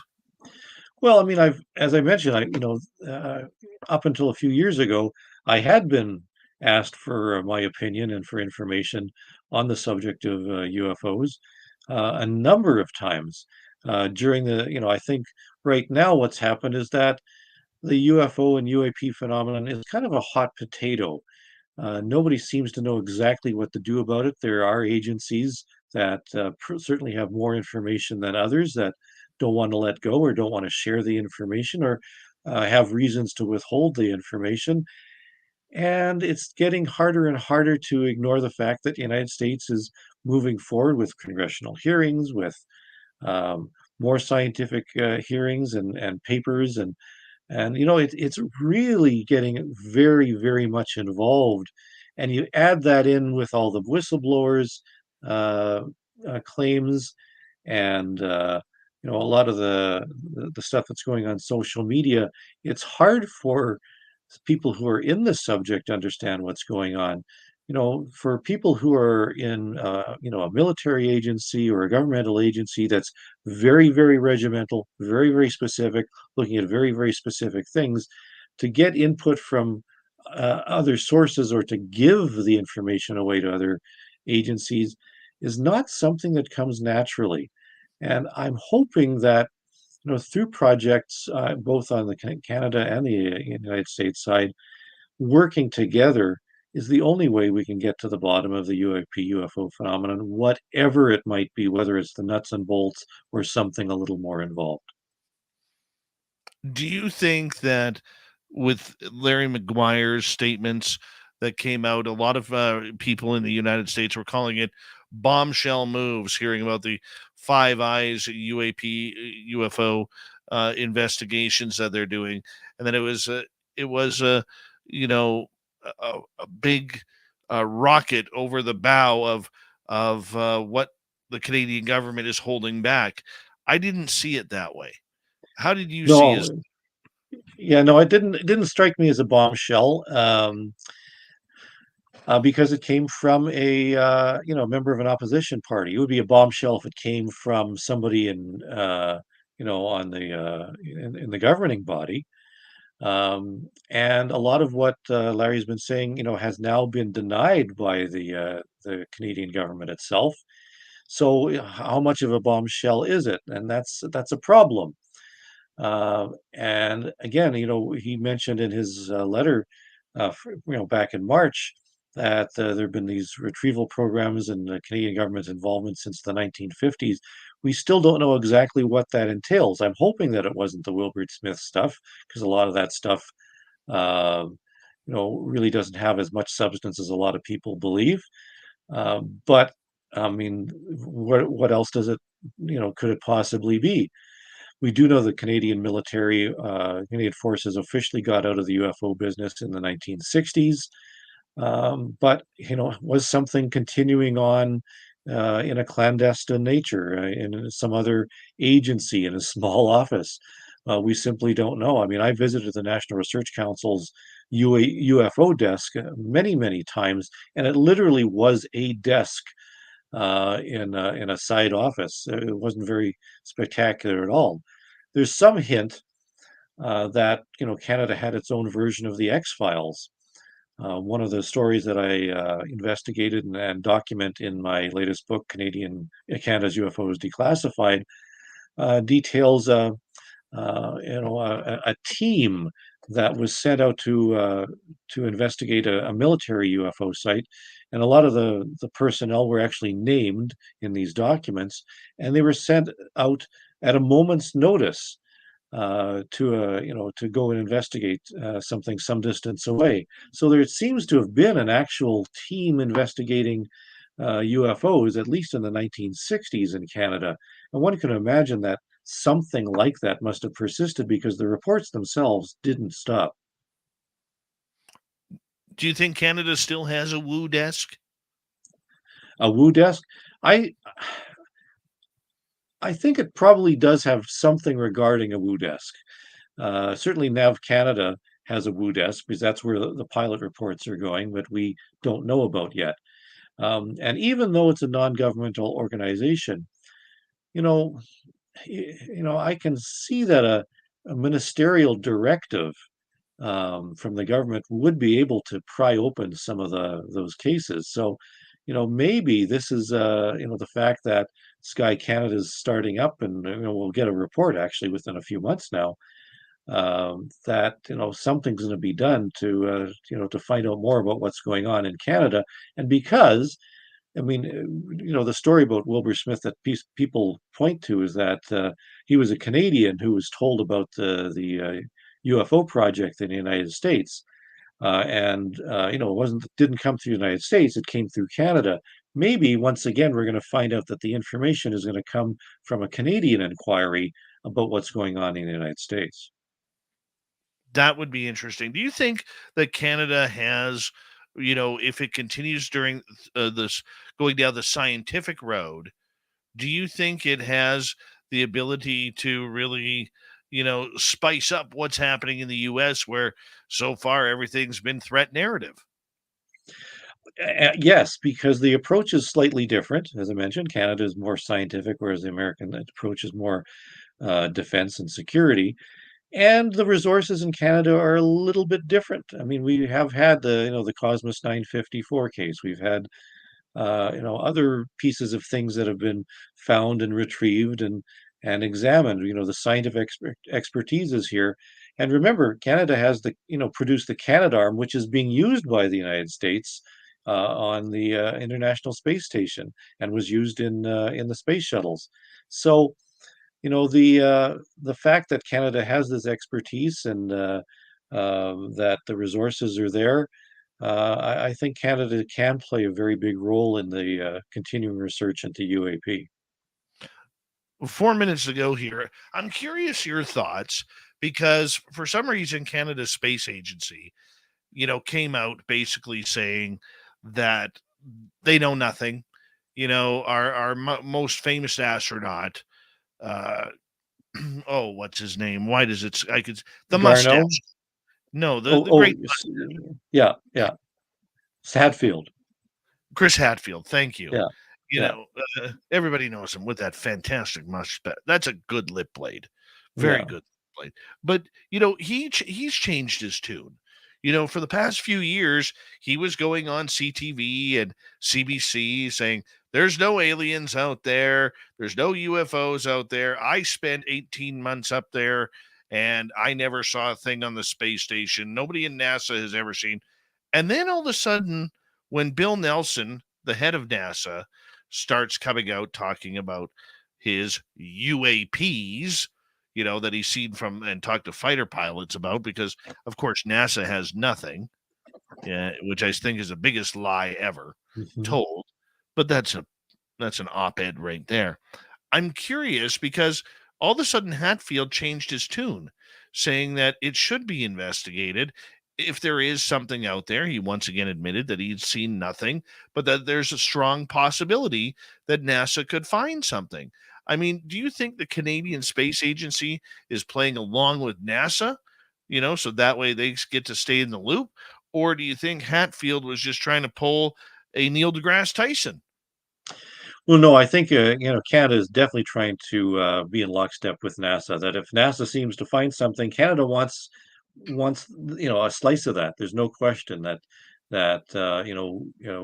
we are partnered with NORAD, but we're also partnered with the space program, and because of that, we have to be part of that. And I think the fact that the United States is pushing ahead, and we've always taken our guide, I suppose, from the United States with regard to the early versions of flying saucer research, being with the military and so forth.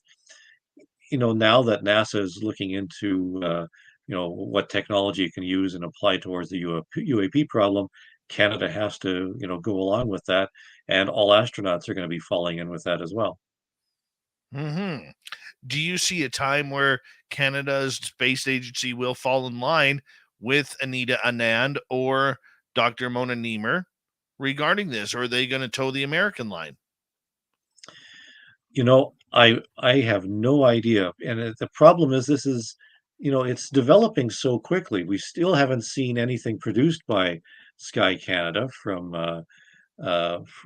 Nemer, and with regard to Anita Anand, she's been very careful. She actually said the excuse me, said the term UFO with regarding to the Chinese balloons. And that was the first time we had actually heard her talk about those things. So, the fact that we are going to be hearing more about this in the coming months is a very good sign. I think it's a little too early to tell what's going to happen, but I'm hopeful. I'm optimistic. 1 minute to go, and I want to say a big thank you to you, as my voice is choking up too, because it's we're both choking up. We made it to the end, man. We made it to the end, but of this portion of I get to go another hour. You get to go to bed, but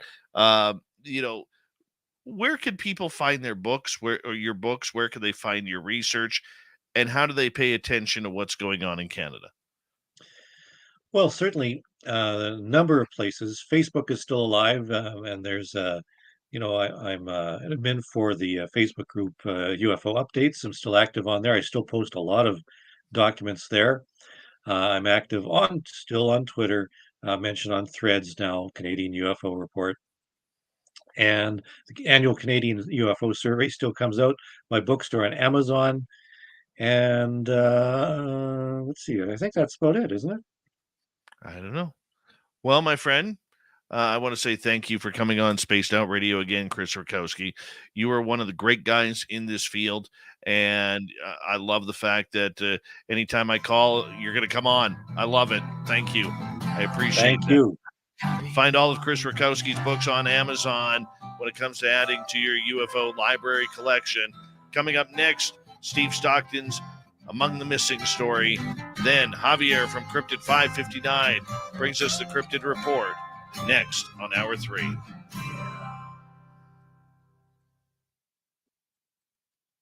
Thanks, buddy. Appreciate There you you. go.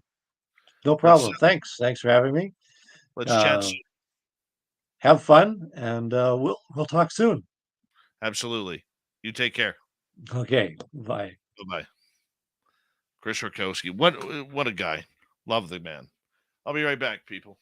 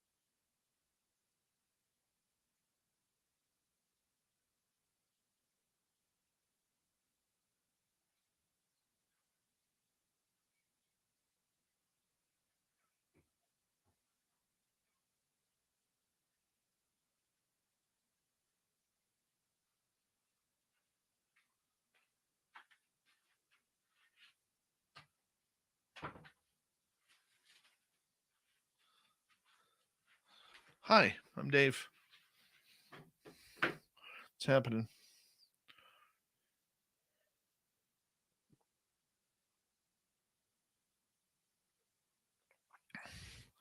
High reality.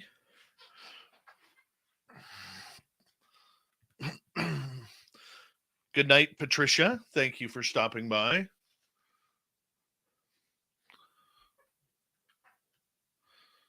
And who else snuck in here?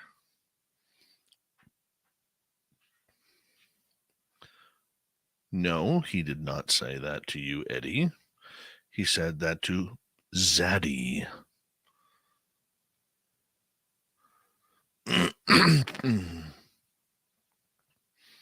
That was a fun guess. Chris Rutkowski is one of the good guys here. He is.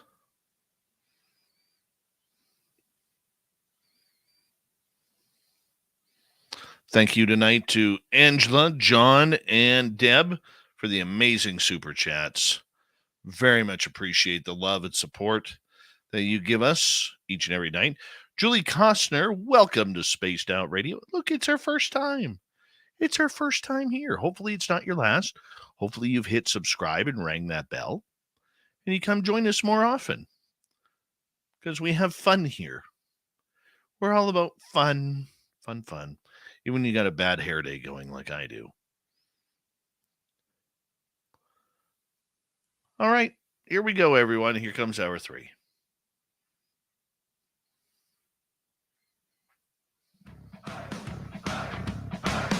Would you like to connect with us? Head to spacedoutradio.com for all your latest show info. Now, back to Dave Scott and SOR. Here we go with the third and final hour of Spaced Out Radio tonight. My name is Dave Scott. Very much appreciate earning your listening ears wherever you are on this beautiful planet we call Earth. Hello to everyone listening in on our terrestrial affiliates around North America, digitally on Odyssey Radio, TalkStream Live, and KPNL. All of our archives are free. Join us at youtube.com/Spaced Out Radio. Do old Davey the favor, hit that subscribe button. The Desert Clam has set the password for tonight in the SOR Space Travelers Club, Taliped. Taliped is your password. Use it wisely, Space Travelers, as the Clam sets the password each and every night right here on Spaced Out Radio. Our website is spacedoutradio.com. We have a plethora of features for you. Rock out to Bumblefoot, read the news wire, check out our swag. Follow us on Twitter at Spaced Out Radio, Instagram at Spaced Out Radio Show, and on TikTok at Spaced Out Radio. It is that time of the night where we look to Steve Stockton from the YouTube channel Among the Missing to tell us another spooky story. Hello, friends. Welcome to Among the Missing YouTube channel on Spaced Out Radio. I'm Steve Stockton, and I'm about to take you on an unbelievable journey of people just like you. Their stories and encounters will haunt us on Among the Missing.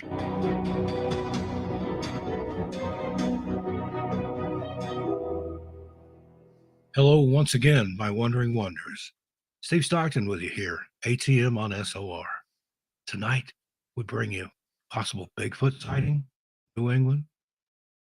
Numerous individuals residing in New England firmly assert that Bigfoot may be inhabiting or frequenting the Berkshires, rural Highland region in western Massachusetts. Reports of this cryptid's appearance trace back to as early as 1765. Tonight, we'll discuss a few of the area's alleged Bigfoot encounters and consider whether the creature occupies the deep New England woods. Join me. Let's walk and see. On Sunday, August 21, 1983, 4 friends were having a steak and chicken cookout near Camp Eagle, a deserted Boy Scout camp on the banks of Felton Lake in Washington, Massachusetts.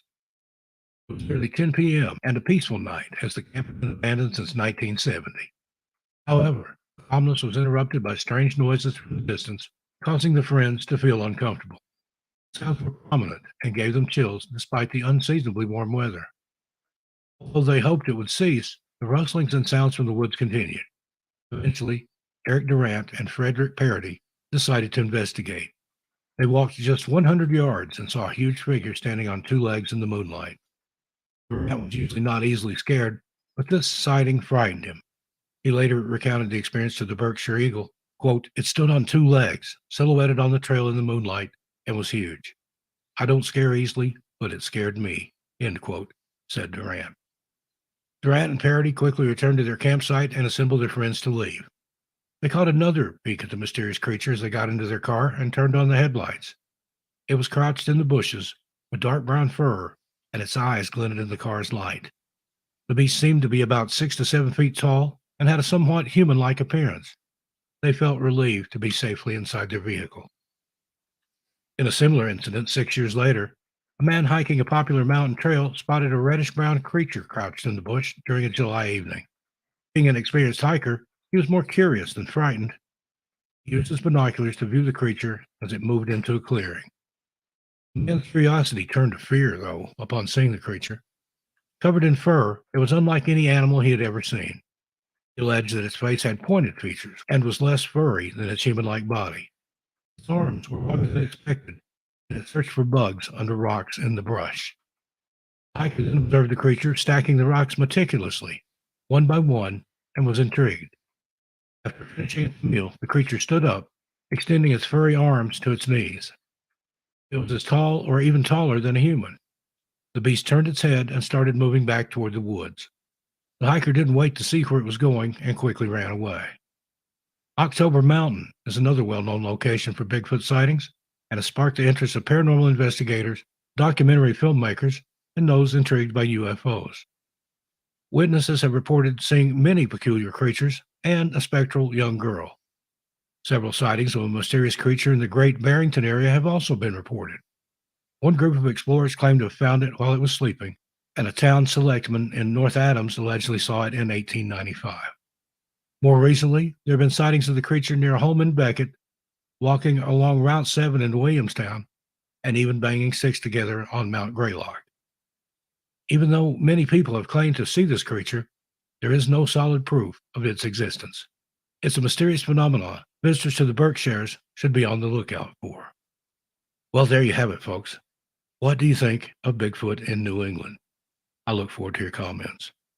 Once again, thanks for listening to ATM on SOR. I'm Steve Stockton, and I'll see you a little further down the trail.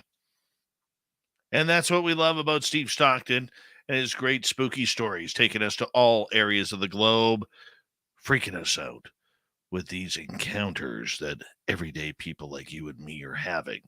Works so well, doesn't it? If you want more, go over to Steve's channel at youtube.com/Among the Missing and check him on out. Don't forget to hit subscribe and ring that bell as well. From the special stories of Steve to the cryptid world, we got Javier from Cryptid 559 filling in for Super Duke on the Cryptid Report.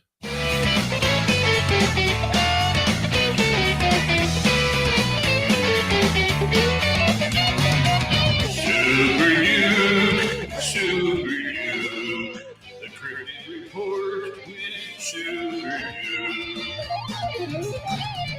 Yeah, Super Duke continuing his summer vacation, looking for the Wookiees in the fine state of Montana. But we're heading to California tonight for Javier from Cryptid 559, checking on out, hanging with us until the bottom of the hour. Javier, how you doing, my man? Good, good. Thank you for having me again, Scott. Thank you. It's always a pleasure to have you here. And, it's that time of the year, man, where things seem to be heating up in the cryptid world. A lot of different stories coming out from all around North America right now. It's exciting times right now. Yes, it is. A lot of good stuff coming out, and I hope it still, it keeps coming out. I hope it doesn't die down. And also, I've been able to go out too. This weekend I went out exploring and found some stuff. Oh, tell us about that. So yeah, we went out to this area. It's called Blue Rock Canyon, and we've been out there before, and I found structures out there in this area before. And so we wanted to check up on it since all the rain had fallen down, a couple months back, and it was all closed down because of the snow and everything. So finally it's open. So me and my other friend, we went up there, and we came to this area, and I was starting to see structures in this little valley, and I told him, there's some structures there. Let's stop and see if I can get some pictures and find some prints. So we ended up driving down into the valley, and I was gonna walk in, and what happened was we started noticing some postings of they had sprayed pesticide in that area. And I go, pesticides in this area? It's like it's up in the mountains, and I don't know what they're trying to kill out there. But anyway, it was kind of odd, and it was posted up there. And I go, I'm not gonna walk in there because I don't know what they sprayed. They could say pesticide, but they could have sprayed something else. So I don't know. But when we got off the vehicle, there was this. When we closed the door to the vehicle, there was this cow that stood up, and we didn't even know it was there, and also two deer. So they were all hanging out together, but we didn't even see them. That's how camouflage these animals are, and they're maybe like 5 yards from us. Incredible. It's amazing how these animals in nature can camouflage themselves so easily. I remember driving up a logging road here with my buddy Mark one day. This is going back, 3-4 years ago. And he's like, "Oh, there's a moose." And he kept driving. I'm like, I'm looking in the same area as him. I'm like, where? And he stops the vehicle. He puts it in reverse. We go back about 20 feet, and I'm looking at the trees. I don't see it. And he's like, "Well, if you look just beyond the trees, you'll see the outline." And all of a sudden I saw it move. And I was like, "You got to be kidding me." Like, imagine how many times any one of us has been driving through, a forested area, maybe out on a mountain hike, or maybe even on a highway on a family vacation, and how many Sasquatch we have passed. Never mind deer or moose or elk or caribou or whatever, or black bears. But just imagine how many Sasquatch we have passed and we don't even know Exactly. because we're not looking. Right. Yep. And now I am looking now. But back then, when I was a kid, nope. You never know. It was probably just watching us. And we used to go camping out there, and I tell my parents. My parents are telling me, we always let you guys run around in the woods, and now I know all this stuff. How did we? I'm glad I didn't know back then. Right. I mean, that's just crazy. That's just absolutely crazy when it comes to that. Have there been new reports in your area for Sasquatch? I haven't heard anything. That they have no, I haven't heard anything. I'm not saying that there haven't been any, but people haven't reported them to me yet, so I haven't heard anything new, other than me going out and exploring like this weekend and finding, there was some prints that we found. I'm not saying it was Bigfoot, but there was some prints, and I put pictures up on our Facebook page. You guys can go check them out, but I am working on a video of that day. And there's also another print that I found in this other location, and it was along a creek, and it's where people camp out here. They camp out there, so there's gonna be human prints, shoe prints and stuff in this area. But there's one particular print that looks, I don't know if it's Bigfoot, but to me it looks more like a canine, like a dogman print. I could be wrong, but I have the picture posted on Facebook. You guys go and check it out. And then people get they get kind of upset, like, "Hey, I see sneaker prints. There's human activity in this area." I go, "Yeah, but I mean, Bigfoot or Dogman, they do go to these areas and leave prints. And they might be one or might be several, but usually when I come across them, it's only one." But you can go check it out. It's on our Facebook page. But yeah, I found some prints. They look kind of suspicious. What do you think is, designed for our area? Do you think that they being the Sasquatch, or they being the dogmen, actually know that we are looking for them, that we know that they are being hunted by us, maybe not to kill, but maybe more so to investigate. Do you think that they are just as curious about hunting us because they want to know what we're like, and they seem to be very curious? I think so, Dave. I think so. I have a feeling that they know who's a threat and who's not. I have a feeling that they do know.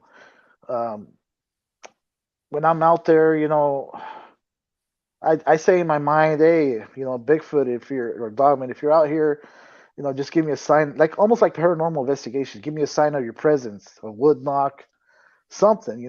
Throw rocks at me or something. Just give me a sign of your presence, and sometimes it works, and sometimes it doesn't. But I think they do know that we're out there. Maybe they, like when we go out, I feel like they already have our scent.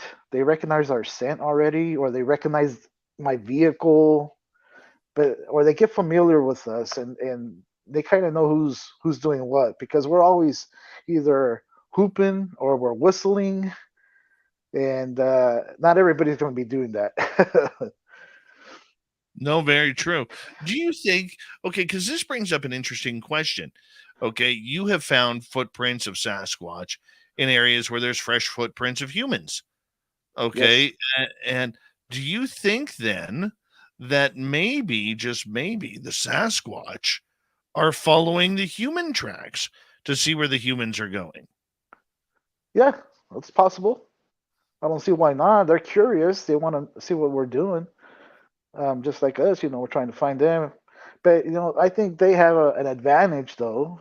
Of course, up there in the hills and in their terrain, so they kind of know where humans are more likely to hang out.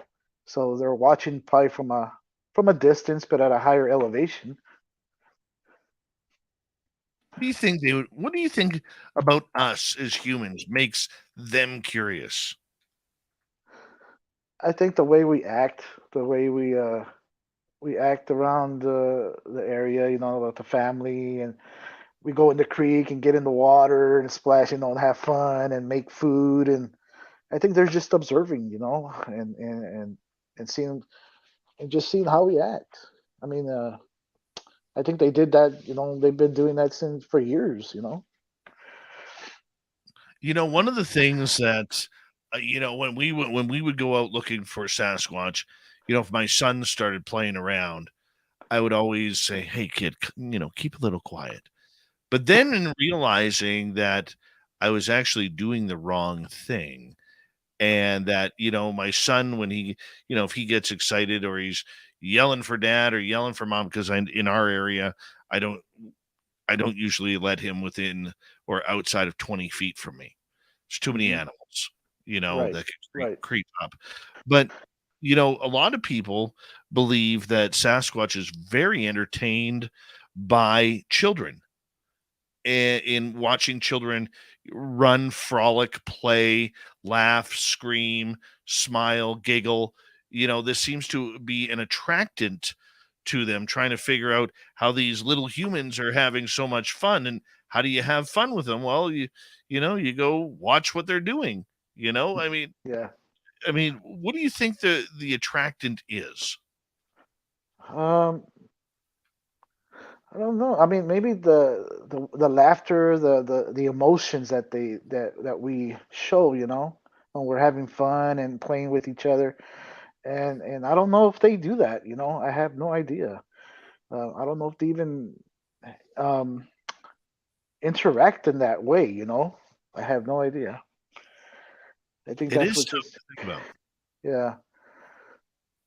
And so for you, what do you explain to people what you do when you go out into the forest looking for these creatures? When I go out, I observe the area. I look for stuff that's out of place, that it just doesn't make sense. I mean, if you're looking and looking at the terrain, there's gonna be something that's gonna be it's not um, it's not natural, okay, to the rest of the terrain, and that's when I key in and I start looking at these, like I call them leaners, or these limbs that are falling over. But have they really fallen over, or were they placed in a certain way? And I started looking at it. Now, if it fell over, okay, it's gonna look like this, or it's gonna look like this. But if it's not, like if it didn't grow in this area, was it brought over here to this tree and leaned in a certain way? That's what I started looking for. Once I start finding that, I go, okay, this is a maybe a structure. Then I start looking around the area. I start looking for prints, other evidence, um, that could be possibly cryptid evidence. Mm-hmm. Uh, Mm-hmm.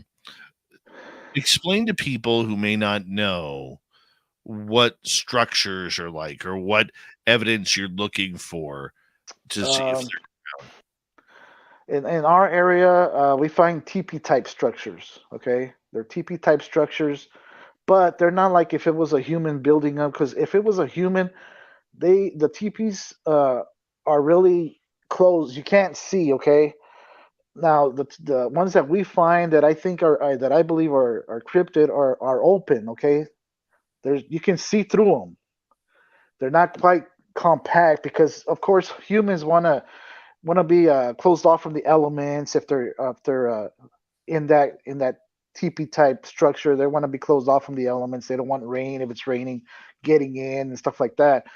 um as a cryptid, I don't think they're worried about that. They're just trying to make it like a blind where it camouflages themselves. It distorts the when you're looking at it. If they're inside, it's going to distort the visual. You can't really tell what's in there. But I look for that type of structure. I look for these leaners that I call, like I tell you, leaners that are these big old branches that are leaning down on another tree. I'm looking for A-type structures. It's just two big branches that are together like this, and then in the middle there's almost looks like an A. There's one going across, and it's not because they've fallen over like that. It's not like that. They don't. There's no way. You look at the structure, and it's an A-type structure, and there's one going across, and we've noticed these in our hotspot areas. I don't know what it means, but we've noticed them in the hotspot areas. That's what I look for. And once we find them, then yes, then we're all over that area looking for prints, other type of structures. these structures that you are looking for, are they teepees? Are they bent over trees? Or what are they looking like? Okay, we've come across TP type structures. We've come across A type structures. We've come across triangular structures, but on the ground. Okay, and I have pictures of these in the videos. You can go see them. But it's a triangular shape structure out of the tree limbs. They're just bent. They're bent towards the ground, and it makes a perfect triangle. And then that's when I find prints close to these structures. You can see in one of our videos. You can when I find this triangular structure on the ground, you can actually see I find prints in the grass. You can see where it stepped, and the ways down, you can see how far the next step came. Oh, wow. So how big of tracks are you finding in your area? Uh, you want like a shoe size type, example, or distance, or um, I'm a size 10, but they're at least about a 13 or bigger. Oh, goodness. Yep. And then the width, it's like not even close to a human footprint. The width of the foot is way wider. You can tell right away. For sure. Javier, we got about 30 seconds here or so to go with you tonight before we have to say goodbye to you for the evening. I want to say thank you for filling in on the Cryptid Report tonight.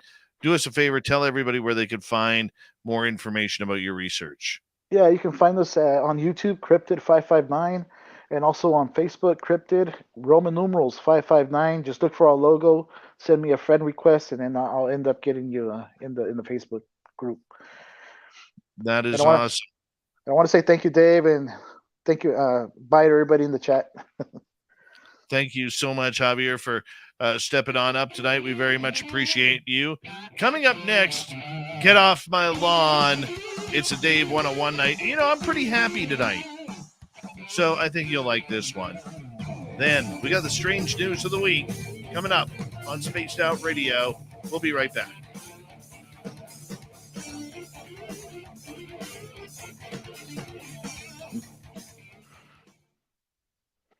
Appreciate you, buddy. Thank you All right. so much. We'll see you, Dave. See you in the chat room. Okay. Take care, buddy. Love Javier. That dude is awesome. He is. You should all meet him. One of the classiest guys I've met in this field, honestly. Who can guess my Dave 101 for tonight? Who can guess it?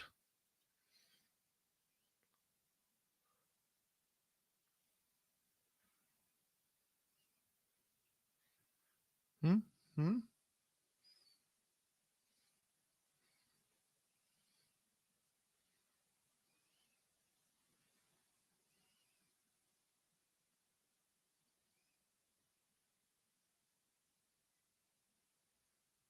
Hmm? Hmm?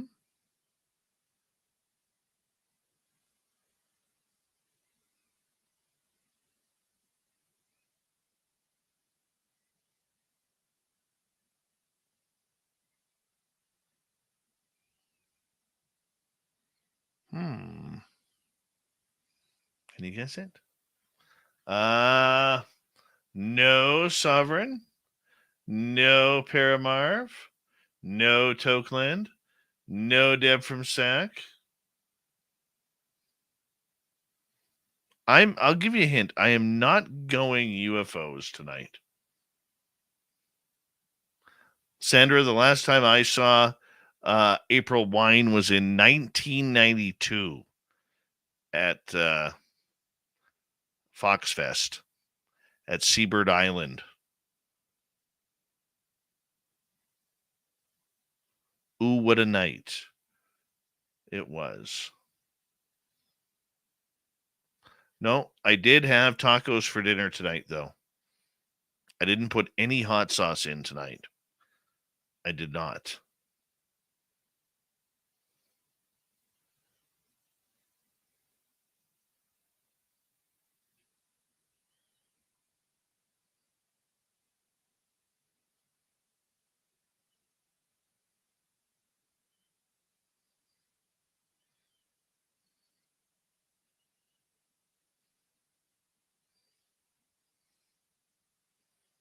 No red lipstick or blue socks. No, I took it easy tonight.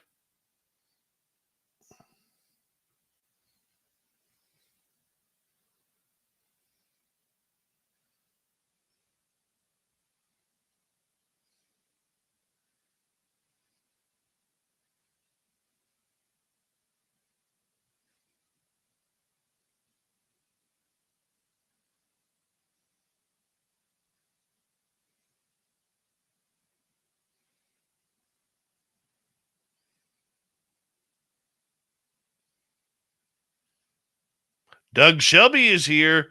The Doug Shelby is late once again.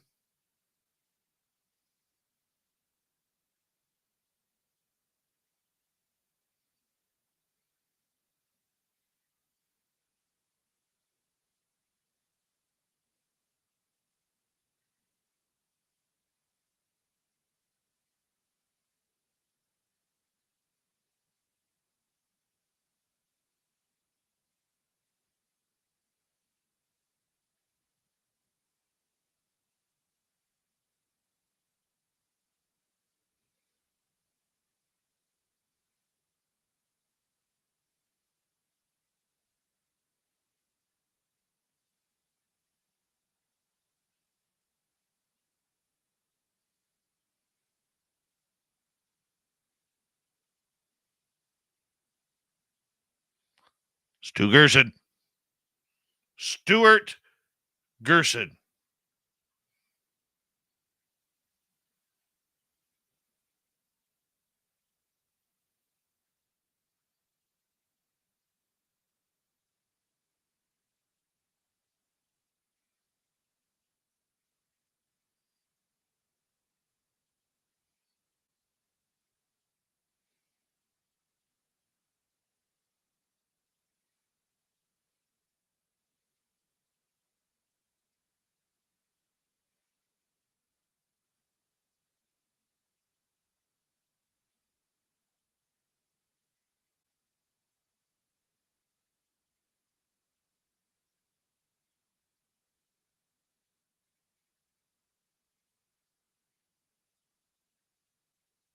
Thank you to Angela, John, and Deb for the great super chats.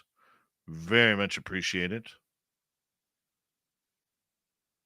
If you're new, don't forget to hit subscribe, ring that bell, and give us a thumbs up, thumbs down. It always helps with the algorithms. Here we go.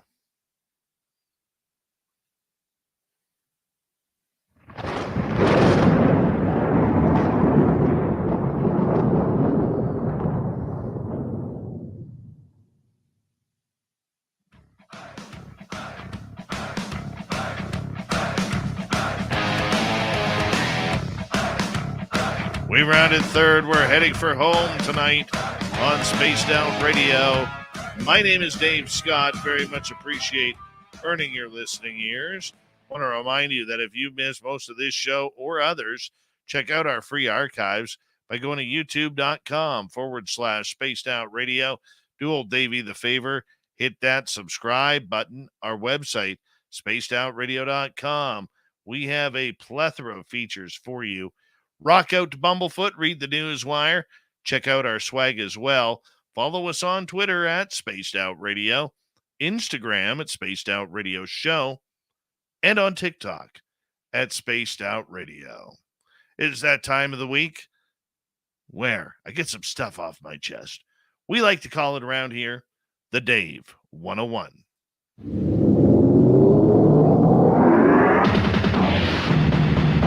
It's time for Dave 101.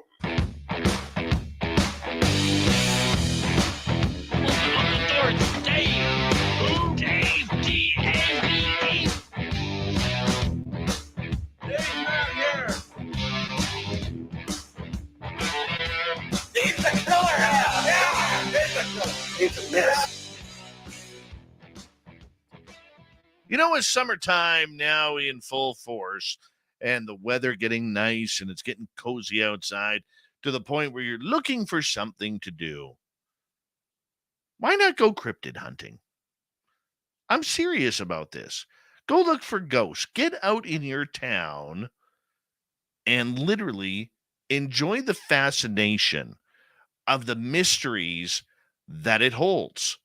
You see, every town or city has their little stories.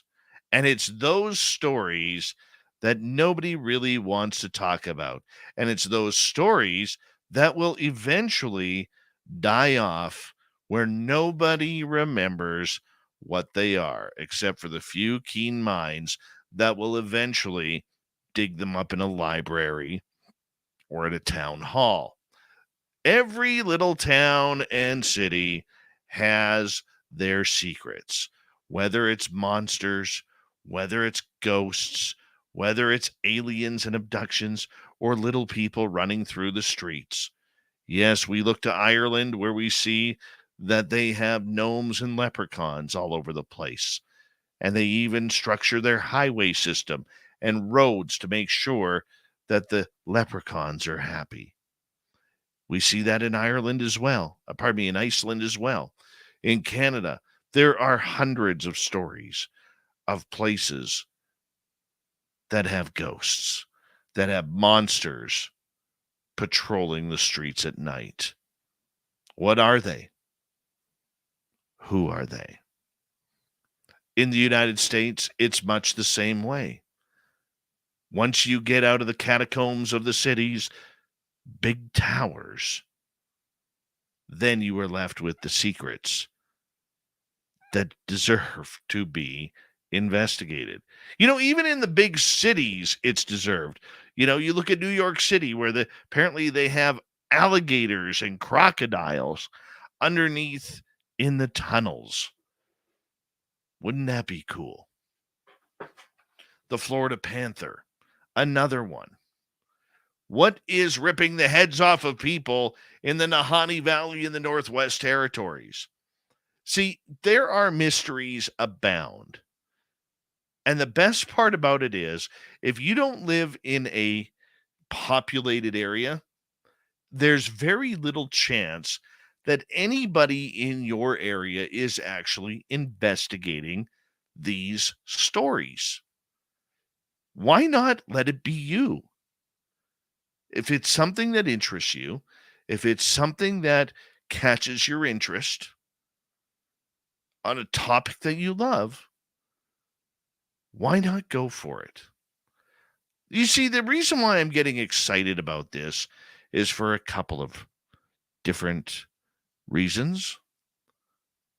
It looks like we're going to be restarting our ghost tour at our local museum after a 3-year hiatus. That makes me happy because it's my way of giving back to the community that I love through a ghost tour.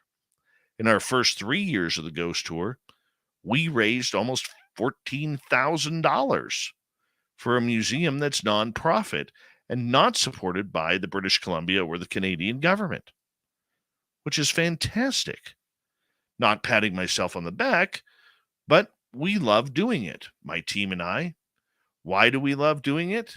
Because it allows us to give back. It allows us to be storytellers. It allows us to tell the stories of the spirits on the property about what went on during the gold rush through their own words. The forests around here, as with many forests around North America, gives way to certain cryptids, whether it's Bigfoot, Dogman, Puckwudgies, little people, gnomes, forest dwellers. They are everywhere. They live in your parks. They live in your forests. They live in the mountains that you see when you start driving and see the view. Why not go up there and test yourself to see if it's worth investigating? Sea monsters abound, whether it's Ogopogo in Okanagan Lake or Lake Winnipeg's sea monster to Champ in Lake Champlain and many others in between. There are legends out there to go for. So why not let it be you, where you can enjoy the fun and allow yourself the opportunity to maybe have the encounter of a lifetime. Oh, sure, there is a lot to learn. You not only have to learn about the creatures, but more importantly, you have to learn about the safety of your area first. For instance, I know very little about water safety outside of wearing a life jacket. I'm not a diver. I don't like salt water because that means that Jaws is around somewhere. It also means that I'm not going to be investigating any type of sea creatures. No, not this guy. But put me on a logging road and go look for structures or go look for areas where we might find some footprints. Oh, I'm all in. The other part about this is, even if you find nothing, it's a blast being out there. And how many people out there get to raise their hand and say, I am a monster hunter, or I am a Sasquatch hunter, or I am a dogman hunter, or I am a ghost hunter, or I am a UFO hunter? It's unique. It's tinfoil. Most people will be like, are you serious? Yeah, I'm serious. I'm a monster hunter. Why wouldn't I be serious? It is worth it because not many people are doing it. You get to go camping just because you want to.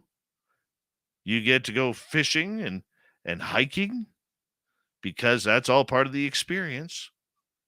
You get to put yourself in the middle of nature. Just make sure you know what's around you at all times and how to protect yourself. Because you don't want to be up in Alaska when the big old Kodiak or grizzly bears decide they want to come see what you're having for dinner. No. It's always about protecting you first. But this summer, take your time out and go do it. If you have young kids, it's a great way to introduce them to the phenomena. I wouldn't recommend ghost hunting right away, not till they're about 12 or 13. But going to look for cryptids?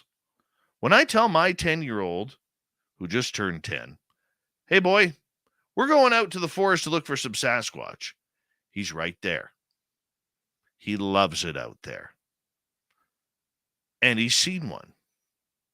He saw the one with us last year. And it's a cool it's a cool explanation to say, hey, told you they were real. It's educating to be out there. Going out looking for Sasquatch has taught my son, as well as myself, all sorts of things about nature. What time do the mosquitoes come out? When are we allowed to build a fire? How do you build a fire? How do you put out a fire? How do you stay warm if you forget a jacket? How do you get clean if you're dirty? What do different animals' scat look like? What's the difference between bear and moose? What's the difference between moose and wolf? What's the difference between wolf and deer? The list goes on and on. So if you're thinking about it, and it's something that is like on your mind and you're not sure whether or not you want to actually do it, my suggestion is this: go do it. You don't have to do it every weekend, but you, out of all people, just like me, may be that one person who gets that video, who gets that image, who gets that headshot of something really, really cool to have an experience of a lifetime. That's what the chase is all about. The chances of you getting hurt are slim unless you do something silly. Like if you start hearing voices in the middle of the forest and they're saying, help me, come in here. I need your help. Probably best not to go in. Just saying. The little people take you down to Middle Earth and you'll never be seen again. If you have a bear chasing you in the forest, do you know what to do? Never try to outrun them. That's the first mistake. Especially if you're chunky like me. Yeah, that'll never work. But the point that I'm getting is this, as I say that again. You have a great time and a great chance to go and investigate your area. Whether it's buildings, whether it's parks, museums, places that you have never been before. Take advantage of that. Because the one thing that I have learned through all this is the phenomena is everywhere. And that's a beautiful thing. And with the phenomena being everywhere, you are able to literally enjoy yourself as a hunter. Why not? You may just do some good. You may go to your museum and say, look, I want to start a ghost tour here and raise money for you. Every museum needs money. So go for it. Go have some fun. Instead of watching TV in the middle of the day or night or on the weekends, and it's nice out, go on out there and enjoy what your community has to offer while you're legend tripping. Watch out for the random stairways in the woods. Never go to the top because you never know where that's going to lead. And if you see a stairway in the woods, take a photo for me. I really want to see that. But I would love to see our audience do this a little more often. It doesn't matter whether you're living near Lake Ontario or you're living in the Appalachians or you're living in the concrete jungles of New York, Chicago, or LA. All you have to do is look up what cryptids are around you. And that's where you get to set your first investigation. Always take a first aid kit. Always wear proper shoes. Always have warm clothes and a blanket in your vehicle. Always have a jacket. Dress for your environment.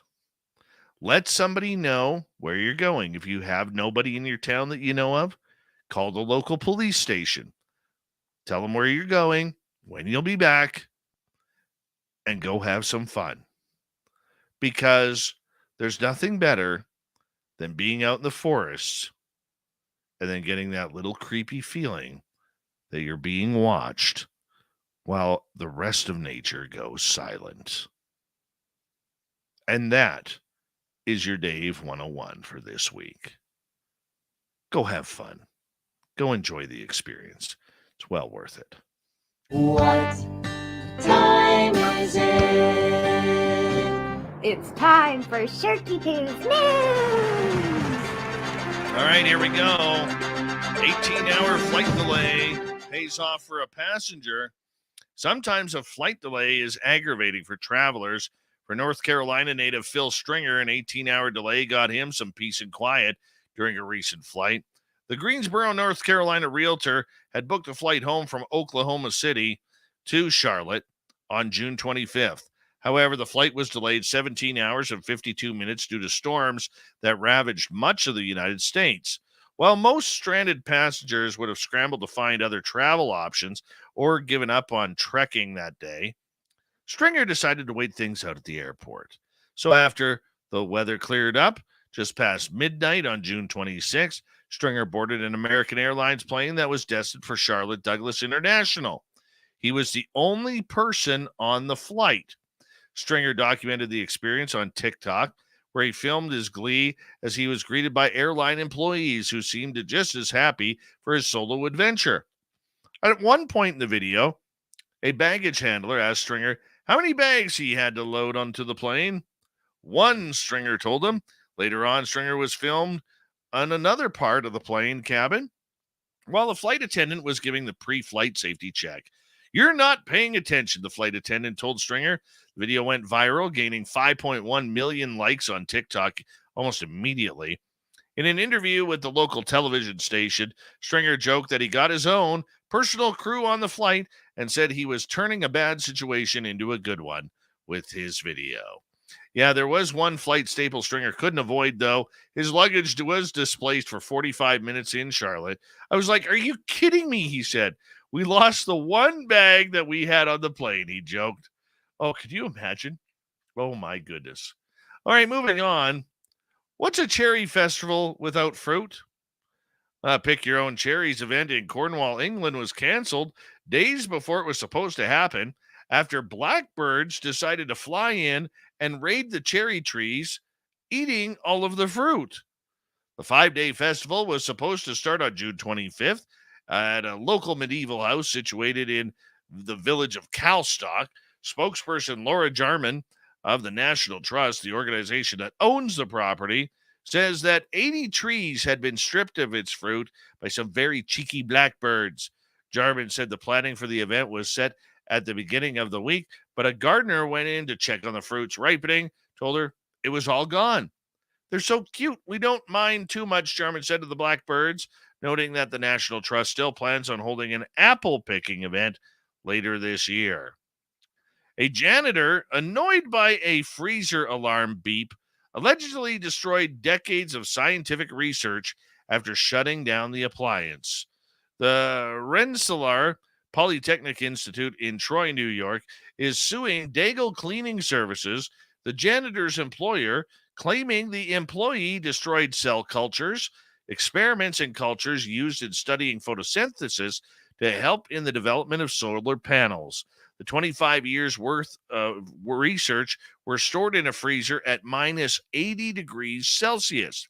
The school's lawyer, Michael Ginsberg, said the school would need to spend roughly $1 million to replace and replicate the samples and experiments that were destroyed in the freezer.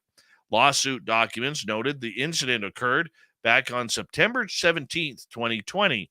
It stated that the freezer had experienced a mechanical malfunction, causing an alarm to go off. There was a sign attached to the appliance explaining why the alarm would sound and how to silence it. But instead of reading the sign, this janitor obviously didn't go to school long enough to allegedly pull the plug, causing the temperature in the freezer to soar up to -3°C, ruining all the material inside. Maintenance was scheduled to fix the malfunction 4 days after the plug was allegedly pulled. When interviewed, the janitor didn't believe he did anything wrong, stating he was just trying to help. The bigger, the better. Yep, that was the slogan for an Australian pub, that is, used for a poorly thought out promotion, offering free drinks to women patrons based on their bra size. The wool shed on Hindley in Adelaide came under fire after a promotional material invited women to sip on free drinks in exchange for shedding their bras. Hanging your bra is uncomfortable. Hang it up in the shed and let it loose, ladies. That means you as well, boys, said the pub's advertisement, which also noted how many drinks a woman would receive based on their cup size. For instance, an A cup got 1 drink, B cups got 2 beverages, while C cups earned 3 free drinks. Some found humor in the promotion, while many branded it offensive and inappropriate, of course, because that crowd has to get involved. People took to social media to shame the promotion, forcing the pub to cancel it and issue an apology. Yeah, because people aren't allowed to relax and have fun anymore. We would like to address the concerns that have been raised regarding a social media post shared by our nightclub. We sincerely apologize for the fact that the post made some of our patrons feel uncomfortable and body shamed, as this was never our intention. The pub's owners said they are workshopping ideas on new promotions that promote a fun, safe, and inclusive environment for all. I'd show my boobs for free drinks. I would. We got Mr. Ron Bumblefoot Thal rocking in the background with Little Brother is Watching. Bumblefoot is the official music of Spaced Out Radio, rocking us in and out of every single show. Get your horns up for the guitar god himself. Special thanks to everybody listening in at work, at home, in your cars, wherever you may be. Thank you to everyone in our chat rooms tonight. YouTube, Twitch, LGAP, Facebook, Spreaker, LinkedIn, the Space Travelers Club, and on Twitter at #SpacedOutRadio.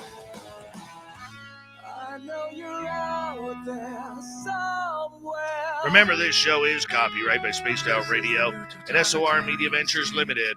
Thank you so much for choosing to share your evening with us, because together, my friends, we're watching.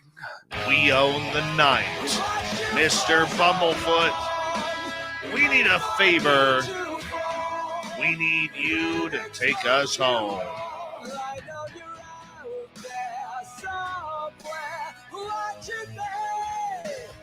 Yes, the Woo train has docked for the night. But soon, my friends, we shall ride again. Your seats are always available. Your tickets never expire. And if you want to bring a friend, we've got room for them too. Good night.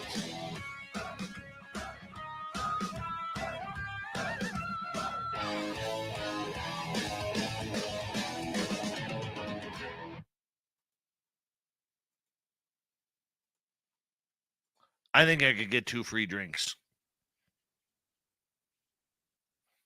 Yeah, 2 free drinks. By the way, now that Ross Dogs has appeared here, well, this is our time of the night where we'd like to say hello to all the agents and agencies out there tuning us on in for a little UFO program tonight, and say thank you for, clicking that subscribe button and ringing that bell. Give us a phone call sometime. We know you got the number. We don't need to give it to you because you already got it.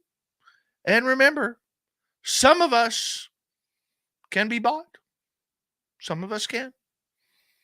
So thank you to all my NSA friends and every other alphabet agency out there. We appreciate you and your dedication and service to the United States of America and the safety of all of us here around NORAD. Mm-hmm. Mm-hmm. That's the way it goes, people. That's the way it goes. It's all good. I'm getting 2 free drinks in Australia. I'm pretty stoked about that.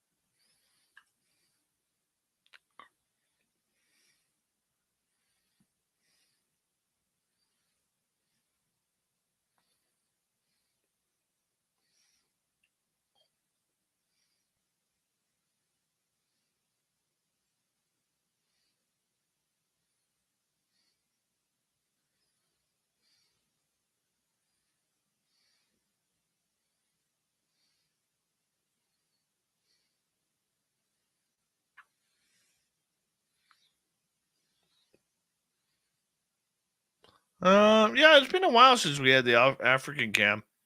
I've been watching the first days of the World Series of Poker lately. I enjoy watching them. I would love to play in that one day. I am not a good poker player. I used to be not bad, but now I am not a good poker player. But it's still one of my dreams to play in the World Series. Just coming up with the extra 10 grand just to throw away isn't conducive to my bank account right now.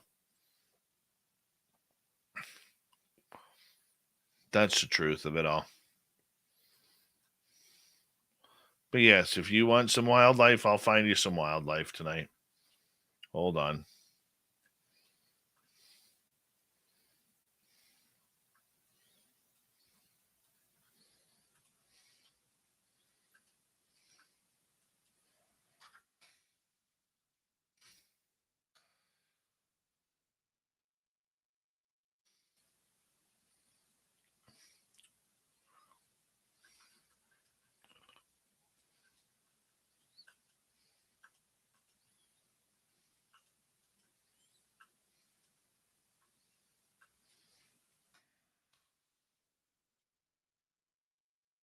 See what we got here. Hey, Felipe, how are you, buddy? Oh, I said she'd gladly get those drinks for me to have some fun. Ooh-wee. They left out a group. What do my friends post-op and pre-transplant get? 1 beer? Well, I guess that all depends on the size, doesn't it?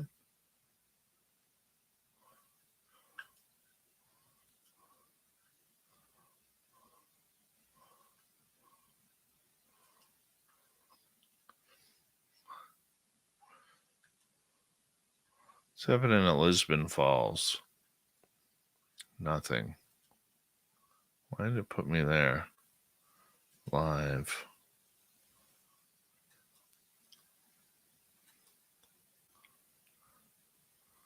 All right. There's not a single animal in Namibia right now. Let's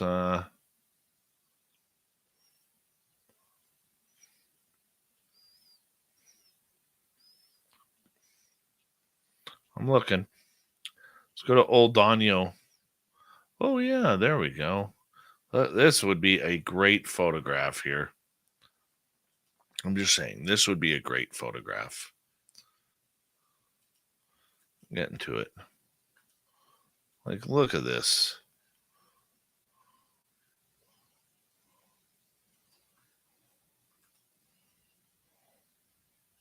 Would that not make a great photograph? Be honest.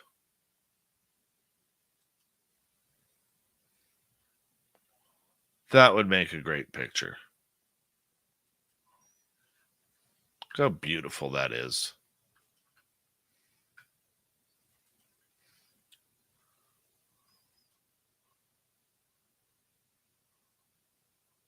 Hi, Wallet Moth.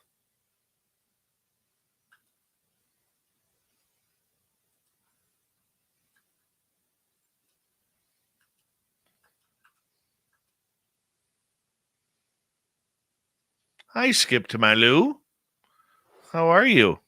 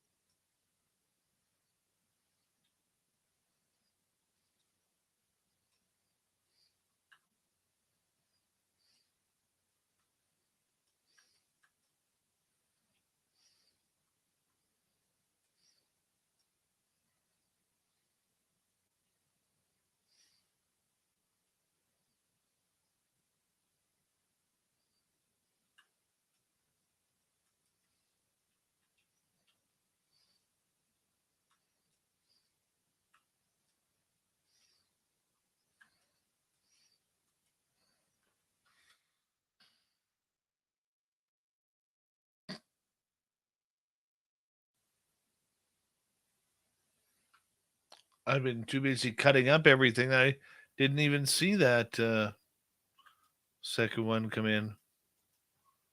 That's awesome. Is there a third one behind it? No. Oh, here comes the giraffes. Check it out. Oh no, that's just the big hammer of that elephant sticking out. I thought that was the third. That was another tree trunk. Not even close. Not even close.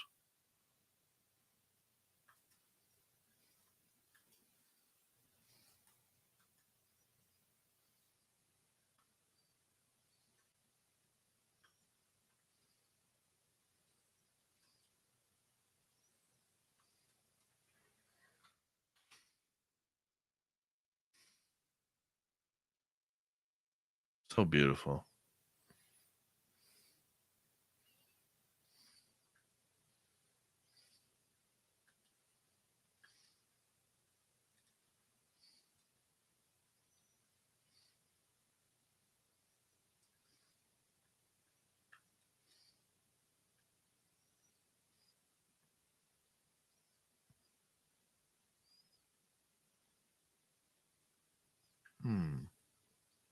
There we go.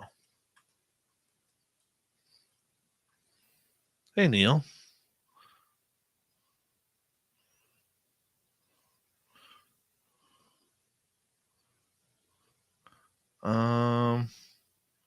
As long as we could keep it to the woo side, I think would be good.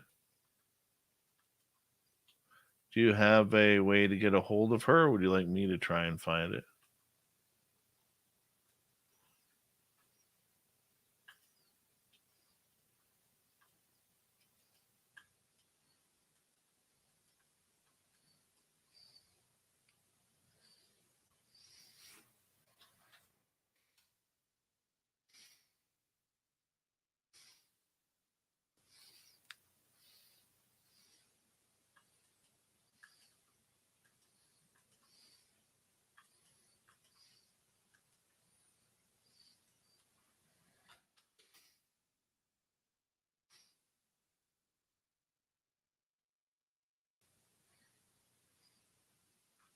No, I'm not booking LA Marzulli.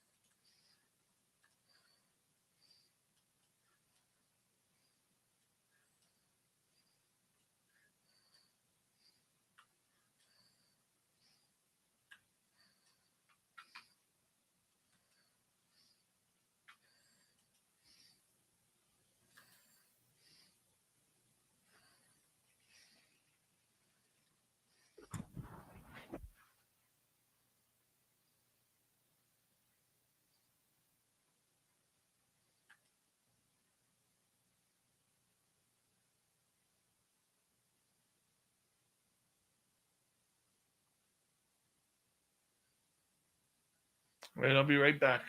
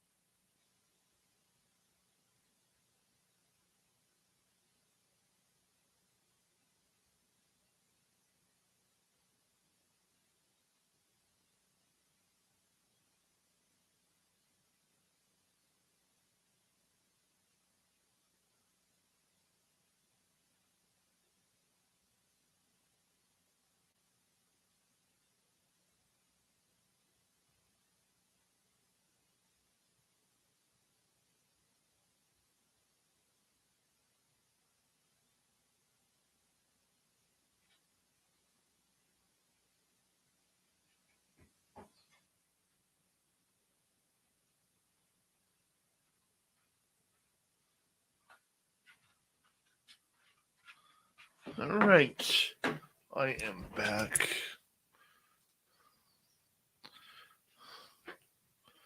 You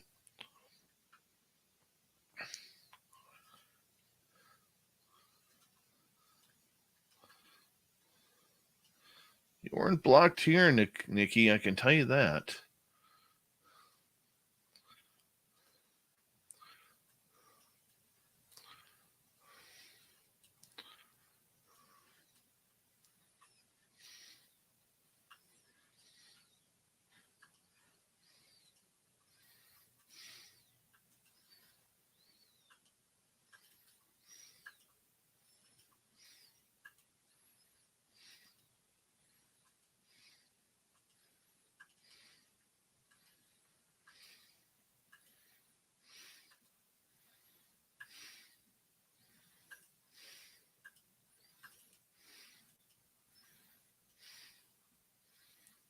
I can tell you that.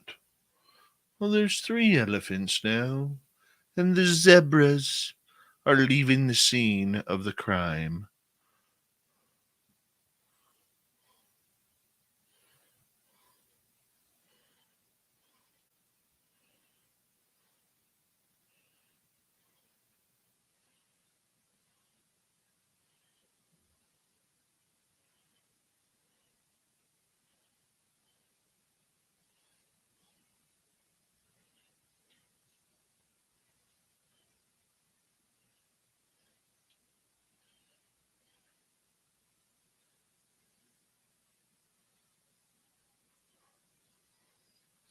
Thank you, Derek Galloway, for that awesome super chat.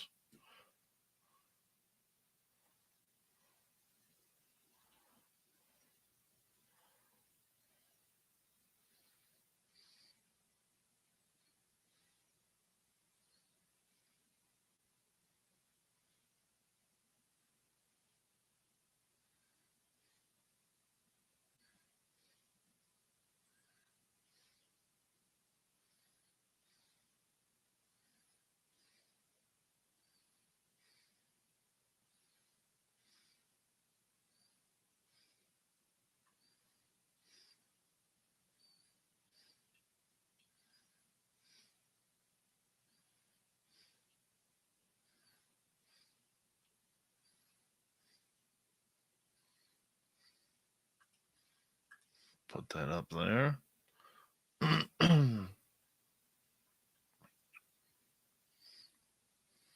Of course, you are shifting to Rumble Sovereign Farts. It only makes sense. It only makes sense.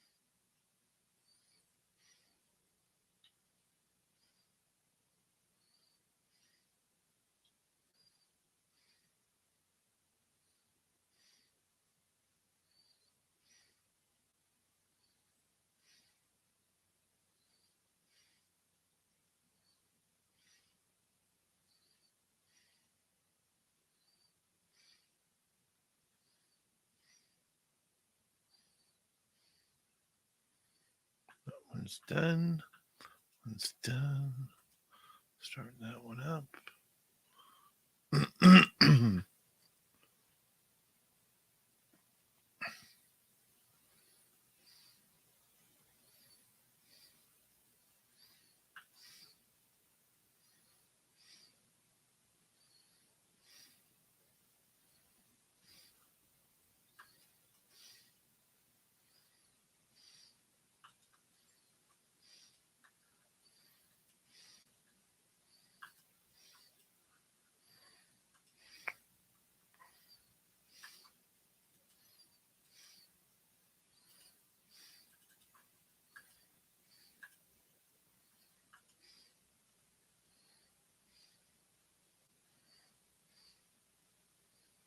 Chirp, chirp.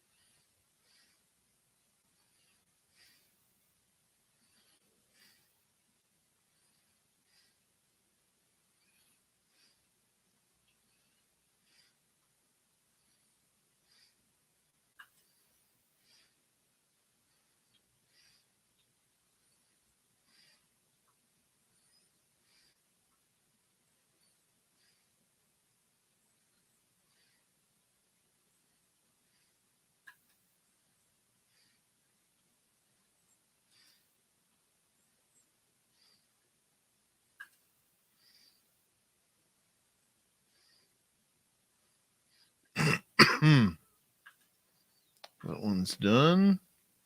Big thank you tonight to Derek, Angela, John, and Deb for the great super chats. Very much appreciate the love. Tomorrow night on the show, we end the week with R. Keith Andrews and the ET Connection. So get your tinfoil hats ready, as we're going to have a lot of fun tomorrow night. And thank you to everybody for tuning us in this week. Don't forget to give a thumbs up, thumbs down. And if you're new here, hit subscribe and ring that bell. We'll talk to you all tomorrow night, everyone.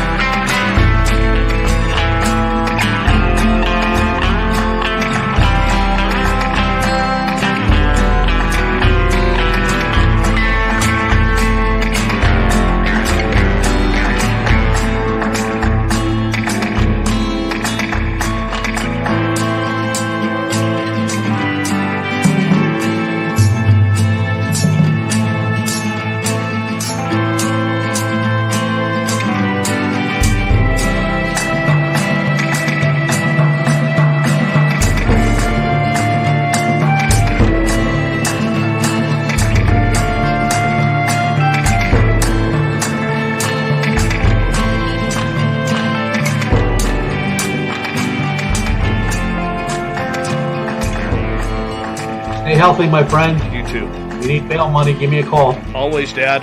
Take care. You too.